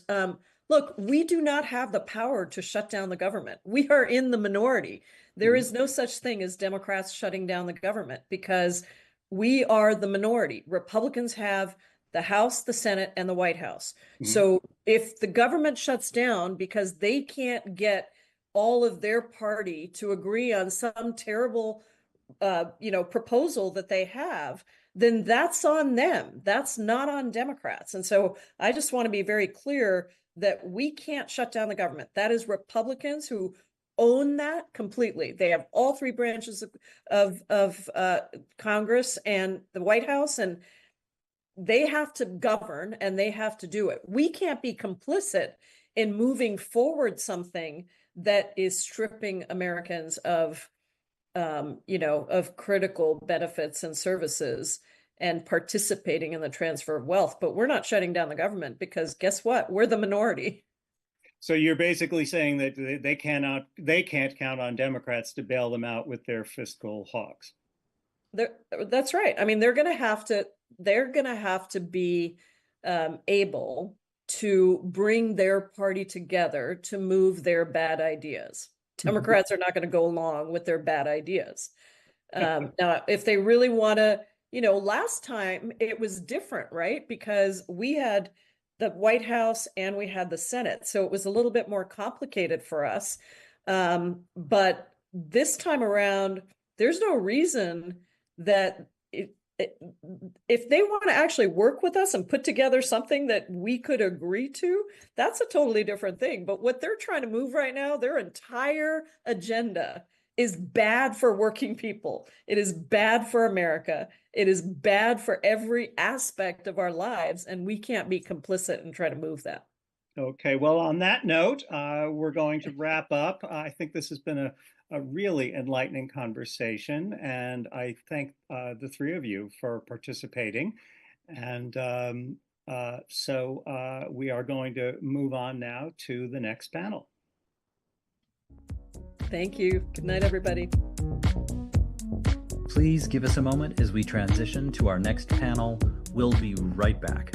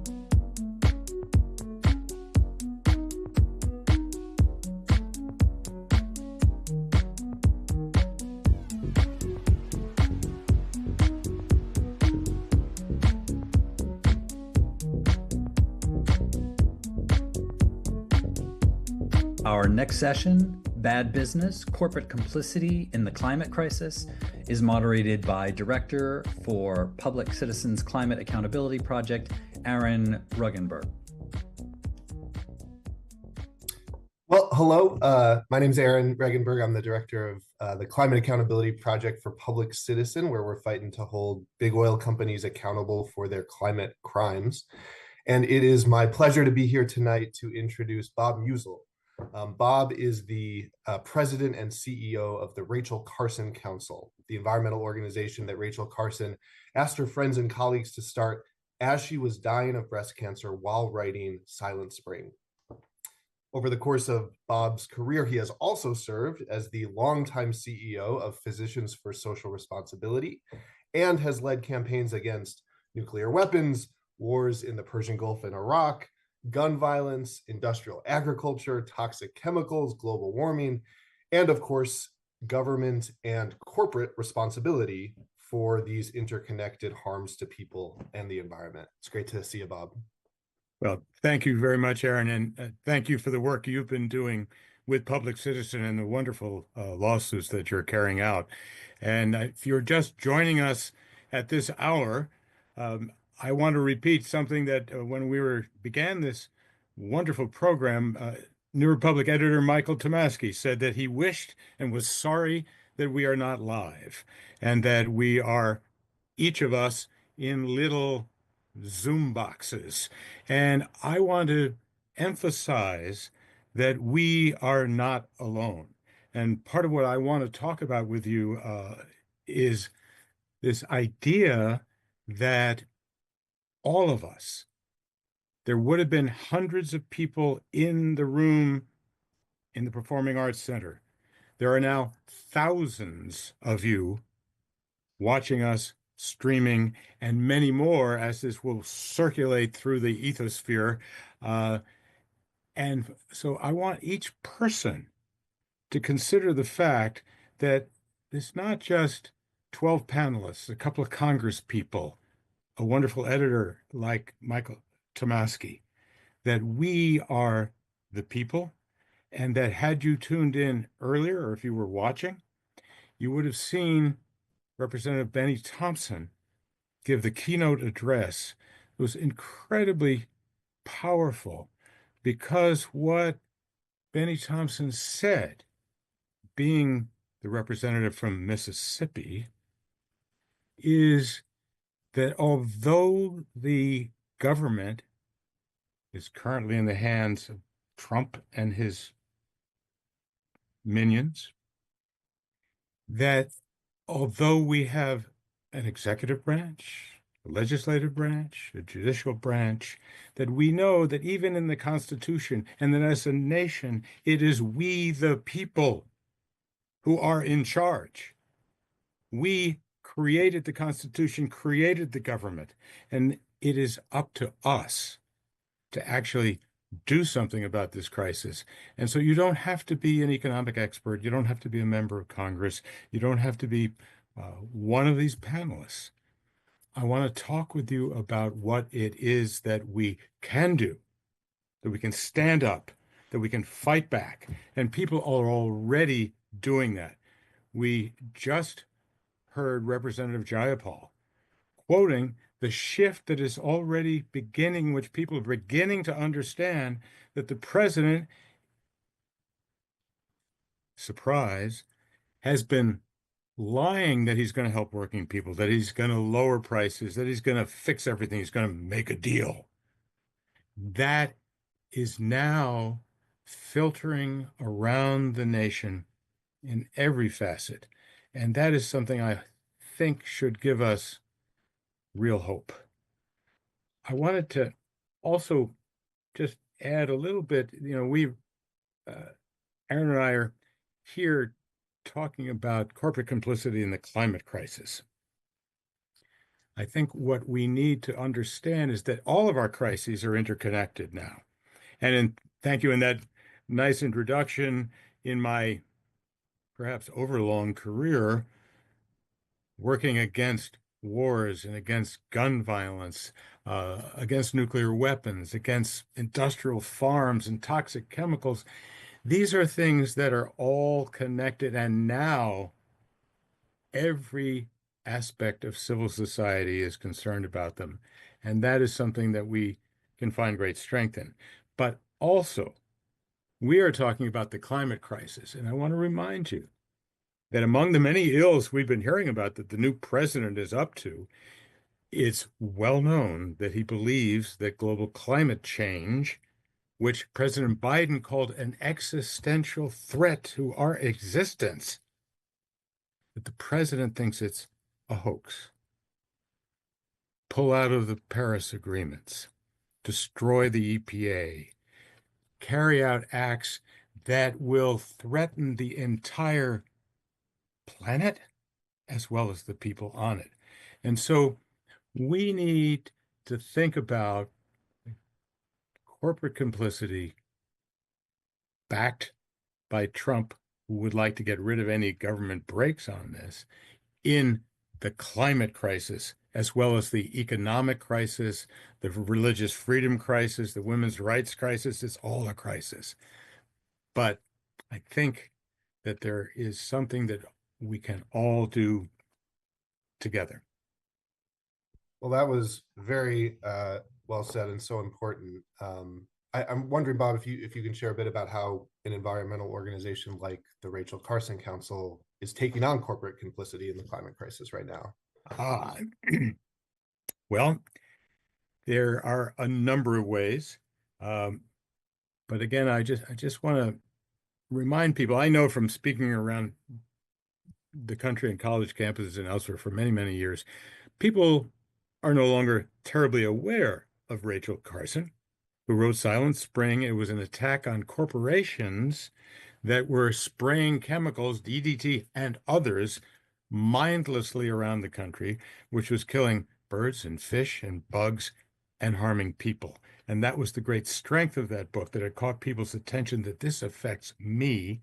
And of course, she was attacked by fake scientists, by corporate paid doctors wearing white coats saying this lady is crazy. She's got feminine hysteria. She's not really womanly anyhow, just endless slurs, a playbook that we are seeing repeated now. But Carson was not this lone author who wrote a book and poof, it attracted the attention of John F. Kennedy. It started the environmental movement.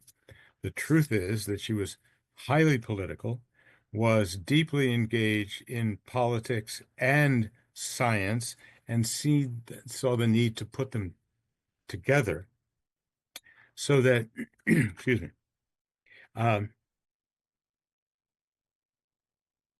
she spoke out, wrote about, testified, helped the Kennedy administration with legislation and speeches, aware early about global climate change, speaking out against it, warning about it. During the Kennedy administration, she was concerned about factory farms and industrial agriculture, meaning putting millions of hogs and chickens into impossible conditions, caged and pumped full of hormones and growth hormones and chemicals. And she warned about that. She obviously talked about pesticides. And what she understood was that they were connected. And so the Rachel Carson Council is a group that, as she was dying of breast cancer, writing Silent Spring, she said to her friends and colleagues, I want you to start a group that will carry on my work when I die. That is the Rachel Carson Council. It's operating today, and we follow not the biblical letter of Rachel Carson. If you were watching earlier and saw the wonderful panel with Americans United Against Church and, for Church and State about the threat of Christian nationalism, that's not what we're talking about. We follow and draw on the principles, the ethics, the concerns of Carson brought into the modern era. Let me perhaps talk specifically on what we're doing that connects up environmental issues, economic issues, health issues, all in a particular new problem for climate change and for what we call climate justice, environmental justice, which is, you may not have heard of this, I'm going to bet you haven't, the clear cutting of forests in North Carolina, then down the Gulf Coast, now out to California and the Pacific Northwest, in which, backed by mainly a couple of corporations and some other ones, but the Drax Corporation and the Enviva Corporation, starting just a couple of decades, so this is new, it is a problem that has not received sufficient attention, that is causing tremendous problems, which is why we're working on it. And so that clear cutting is now spreading wildly. They take the wood, the forests, the trees that they've cut down and say, oh, we don't do that. But of course, independent journalists, independent organizations and advocacy groups like the Dogwood Alliance that we work with follow them around and take pictures, both of their trucks loading up, of the trees being cut, from small planes in the air, all, again, classic corporate lies. They then take all of these logs and wood and grind it up in industrial-like facilities in these areas and turn them into dried out wood pellets by the millions of tons. This is not the little old, for those of you who remember the 70s, people took a little bit of wood pellets and put them in a wood stove. That was like the beginning of natural energy and so on. That's not what we're talking about. We're talking about an industrial scale. And then these pellets are shipped overseas, primarily to the EU and particularly to the United Kingdom, where Drax, one of the main corporations, is headquartered. And there, they are combusted, burned in old coal-fired utilities that we managed to shut down that are no longer being used, and they create and burn them for energy. The results are horrendous for the climate, the production of CO2 and other greenhouse gases. But back here in the States, in these areas, North Carolina, the Gulf, and now heading west, all of this happens, say, in North Carolina, where we began this work just about a decade ago. And we learned about it from people on the ground. And this is a sort of classic, Aaron, and you know from the suits that you bring, and that the people whose lives were being disrupted, whose forest land was being cut, who were living next to and having their lives destroyed by pollution and noise and trucks, happened to be in only about 7 counties in North Carolina when we started.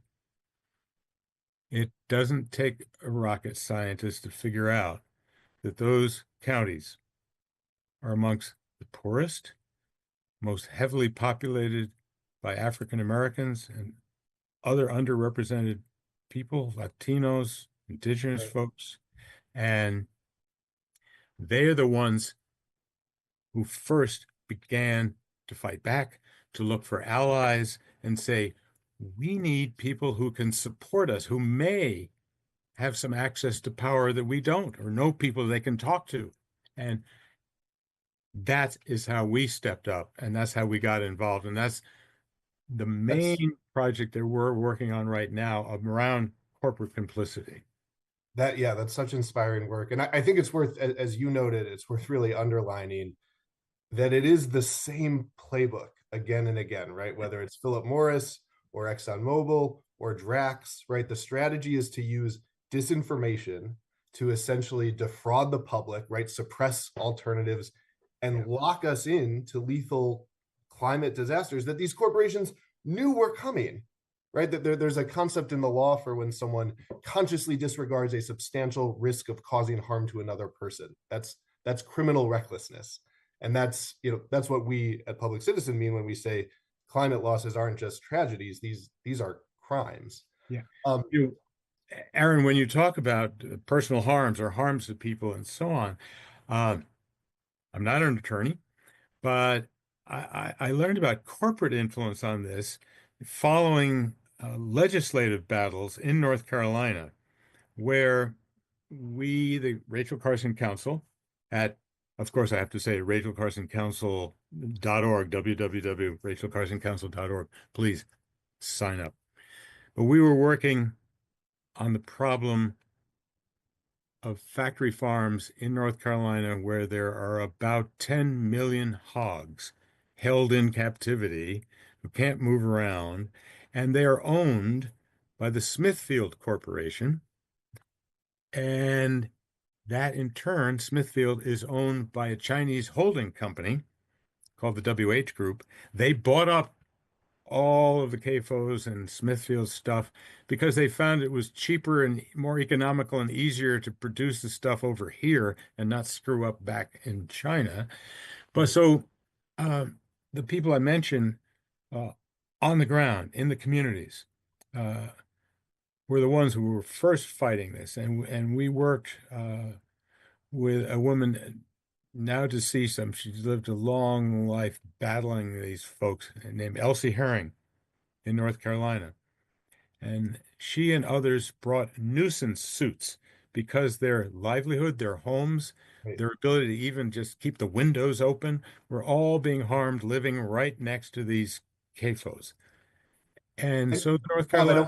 I don't want to cut you off, but just we're coming a little short on time, so I just wanted to maybe ask one last question, which is in that battle over the legislation, the North Carolina legislatures wanted to end nuisance suits, and it was the Smithfield Corporation that wrote the legislation, handed it to a CAFO owner who represents Eastern North Carolina, and brought it to the legislature. And that was a quick lesson on corporate complicity in climate change and environmental justice.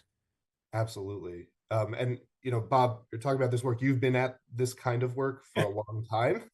And we're in a very dark moment. I think particularly when we're talking about climate, it's important to figure out how hope fits into the work, because I think honestly, in times like this, for folks who are following the climate science, the case for despair has a lot going for it. But that's not an option. And so I'm interested to hear how you are thinking about hope right now and what our path forward is in this moment. And then we'll have to wrap up. Okay, great. Well, you can probably tell because we've got video going here that I have been at this a long time. And quickly keep in mind, back a number of people on the program were talking about having worked in or started with the Clinton administration. Similarly, I was at Kyoto in the Kyoto Protocol where Al Gore was there. We outside groups had to actually help push Al and the Clinton administration to actually participate and do something there. But we were facing a coalition of over 100 American corporations, the entire fossil fuel industry, all of automobiles, utilities, electricity, railroads, coal, and more. Over time, because of the actions of people acting around the nation at the grassroots and in organizations and journalists, as we've seen, members of Congress who've stepped up, the number of corporations and bad actors on climate is much reduced. It's not gone. ExxonMobil would be the poster child of this. And the Rachel Carson Council has been battling them and fossil fuels for a long time. But what gives me hope is that an entire new generation is growing up, that we have a campus network of over 75 colleges and universities, thousands and thousands of student and faculty activists. We have helped them, some of our fellows, we give fellowships to environmental activists on campuses that work with the Rachel Carson Council. They have brought suit against those universities that haven't divested their funds from fossil fuels, said they would. And that has led to further action so that now those divestment movements have spread into concerns about all the issues we've been talking about, as well as the war in Gaza and other issues. And that kind of movement, and my own staff, I think they're watching. Hello. They're a lot younger than me, in their 20s. They were out demonstrating in front of Treasury because of Musk and Trump, with members of Congress, like we're going to see Jamie Raskin soon. All of those actions, a new generation that will pick up and carry this ball, because it isn't going to be solved in 4 years, and it's not going to be solved in a longer time than that. If you are out there, I think my grandchildren may be watching. If you are younger, join up with every group you've seen here. Send them money, join their actions, be on their lists. That's the Rachel Carson Council, Public Citizen, AU, Americans United, and all of them. That's where you can begin and take action. And well, I think that's the perfect place to wrap. Thank you so much, Bob. All right. Let's keep up the fight. Please give us a moment as we transition to Representative Raskin. We'll be right back.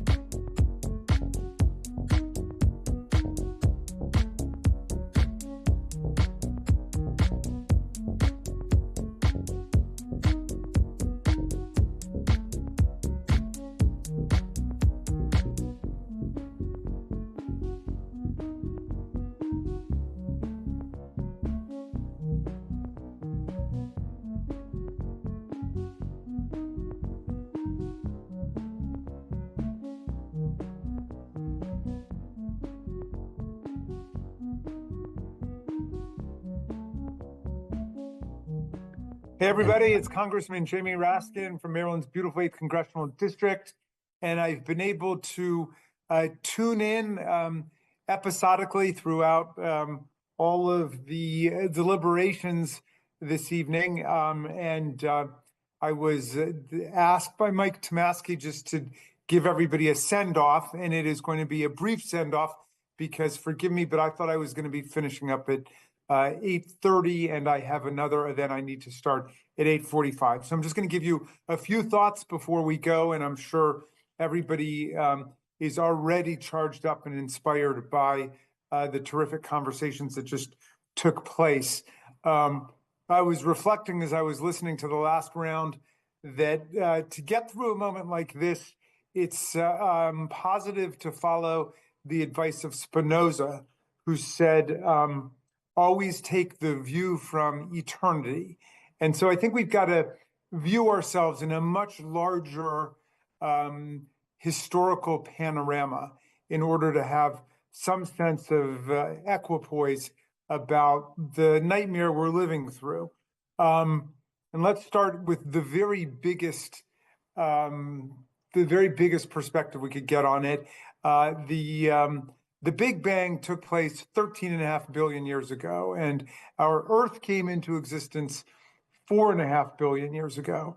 And then Homo sapiens, or creatures who somewhat resembled us, didn't come into being until like 300 or 350,000 years ago. And then, the United States of America came into being just 250 years ago. And, under conditions of enslavement of human beings and marginalization of women and lots of social subordination. And that was an improvement on being colonial subjects. And there was, of course, tremendous dispossession of Native Americans and the stealing of their lands. And yet a process began with the Declaration of Independence and the assertion of consent of the governed and the unalienable rights of the people, life and liberty and the pursuit of happiness, and the idea that everybody's created equal.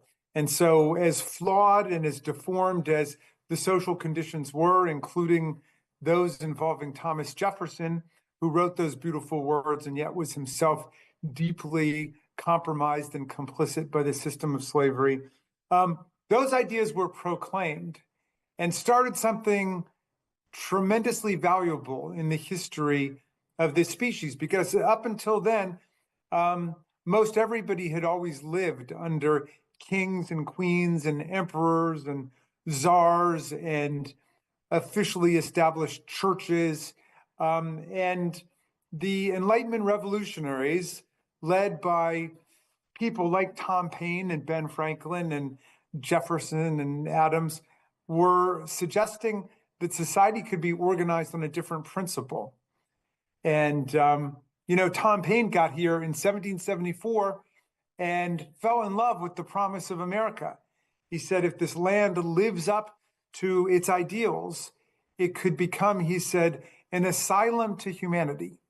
Not an insane asylum, mind you, but a place of refuge for people fleeing from political and religious oppression from all over the world. And then he wrote Common Sense, a document that was so electrifying and so radical that it transformed everybody's ideas about what might be possible. Even Ben Franklin, up until that point, didn't dream that it would be a revolution in a social and political system. He thought it would basically just be a separation, a divorce from the United Kingdom and from the crown.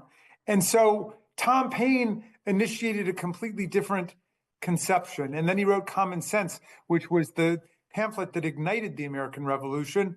And everything got rolling, but that wasn't that long ago. And of course, the Civil War came in 1861.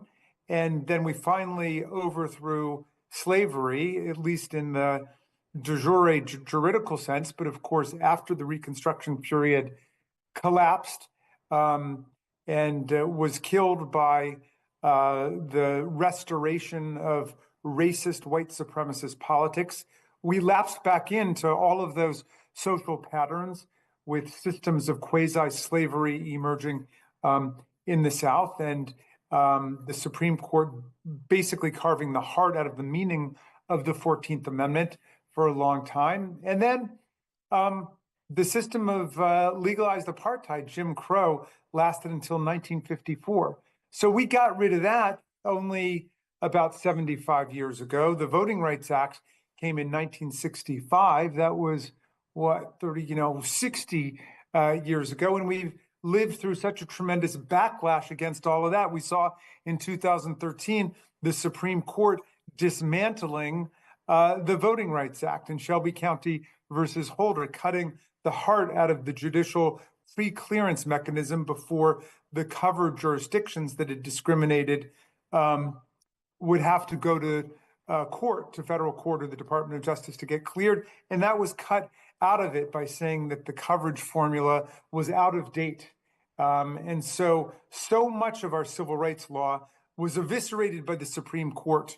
And much of what's taking place with Donald Trump and his authoritarian movement today is really putting the icing on the cake of what the Supreme Court has already done. Now, but I don't tell you that history to bum you out in any way, because we are the heirs to the great civilizing movements of our history, which have resisted all of the oppression, the abolitionists and the union fight during the Civil War, and the labor union, trade union fight, and the suffragists, and the civil rights movement, and the women's movement, and LGBTQ movement, the labor movement, the human rights movement, the environmental movement. We are the heirs to these movements.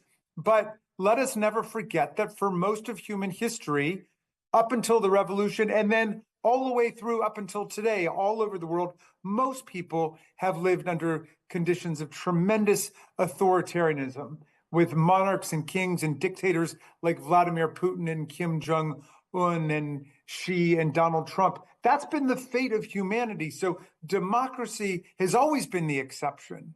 It's always been the exception, and it's always been a struggle. And if we had the luxury of being able to forget that for a while, we no longer have that luxury. We are in the fight of our lives. So I wish I had more time. I'm late for my other thing. I was going to get into the intricacies and the innards of all of these legal fights to defend Article 1 and congressional powers, and the power of the legislature is the preeminent and dominant branch, rightfully understood, and the rights of the people in the Bill of Rights, and the rights of federal workers and the civil service and what that means. But I think it's probably intuitive and obvious to everybody. We're going to fight this in the courts, and we're going to fight this in Congress, in the House and in the Senate, and we're going to fight this in the streets. And remember, all of the power begins with the people. The three most important words in our Constitution, no doubt: we the people. And those of us who aspire and attain to public office are nothing but the servants of the people. And the moment that anybody thinks they are better than the people, and they are meant to be a king, a lord, a monarch, enjoy any of the titles of nobility which are forbidden by the Constitution, that is the moment to evict, eject, reject, impeach, convict, get rid of them, and start all over again. And so we're going to have to go through that process. It's going to be tough. It's going to be painstaking. I want everybody to take care of themselves. When people stop me on the street and say, what can I do? I say, start by taking care of yourself and your family and your friends, because we're in this for the long haul. And everybody's got to be in good shape for the struggles ahead. So when you've got a chance to take a nap, take a nap. You got a chance to work out, work out. We need everybody's bodies and minds in shape for this fight, but we're going to win it. Like Tom Paine said, the times have found us, and this is our moment to accept this historical assignment to defend democracy and freedom and progress for humanity. So thank you, Michael Tomasky. I'm sorry, I've got to bow out. Well, Congressman, thank you. That was great. That was rousing. We needed that. And we at the New Republic are going to fight with all we have. I can guarantee you that. Listen, I think this was a great night. I think everybody was terrific. I learned a lot. That's always my measure of whether it was a good event. It was. I learned a lot of things myself. I want to thank all of our panelists, all of our moderators. Again, thank our co-sponsors, Americans United for Separation of Church and State, and the Rachel Carson Council for their help. Finally, I want to thank, there's always a person who did the actual work to make this happen and put this together. In our case, it was Kim Blanchard. Kim, thanks a million for all you did here. And we're going to try to do this again pretty soon. And we hope you got a lot out of this. This will be posted on YouTube soon. I hope you send it around, share it with your friends, share it on social media. If you enjoyed what you saw, if you were invigorated by what you saw, please spread the word. And please come to TNR.com. and look at what we're writing. I think we're doing a pretty decent job. And maybe subscribe. Yes, we'd still have a print magazine, but you can get it digitally if you want. And we welcome any and all support that you can give us. So let's go out there and fight. Thank you for tuning in.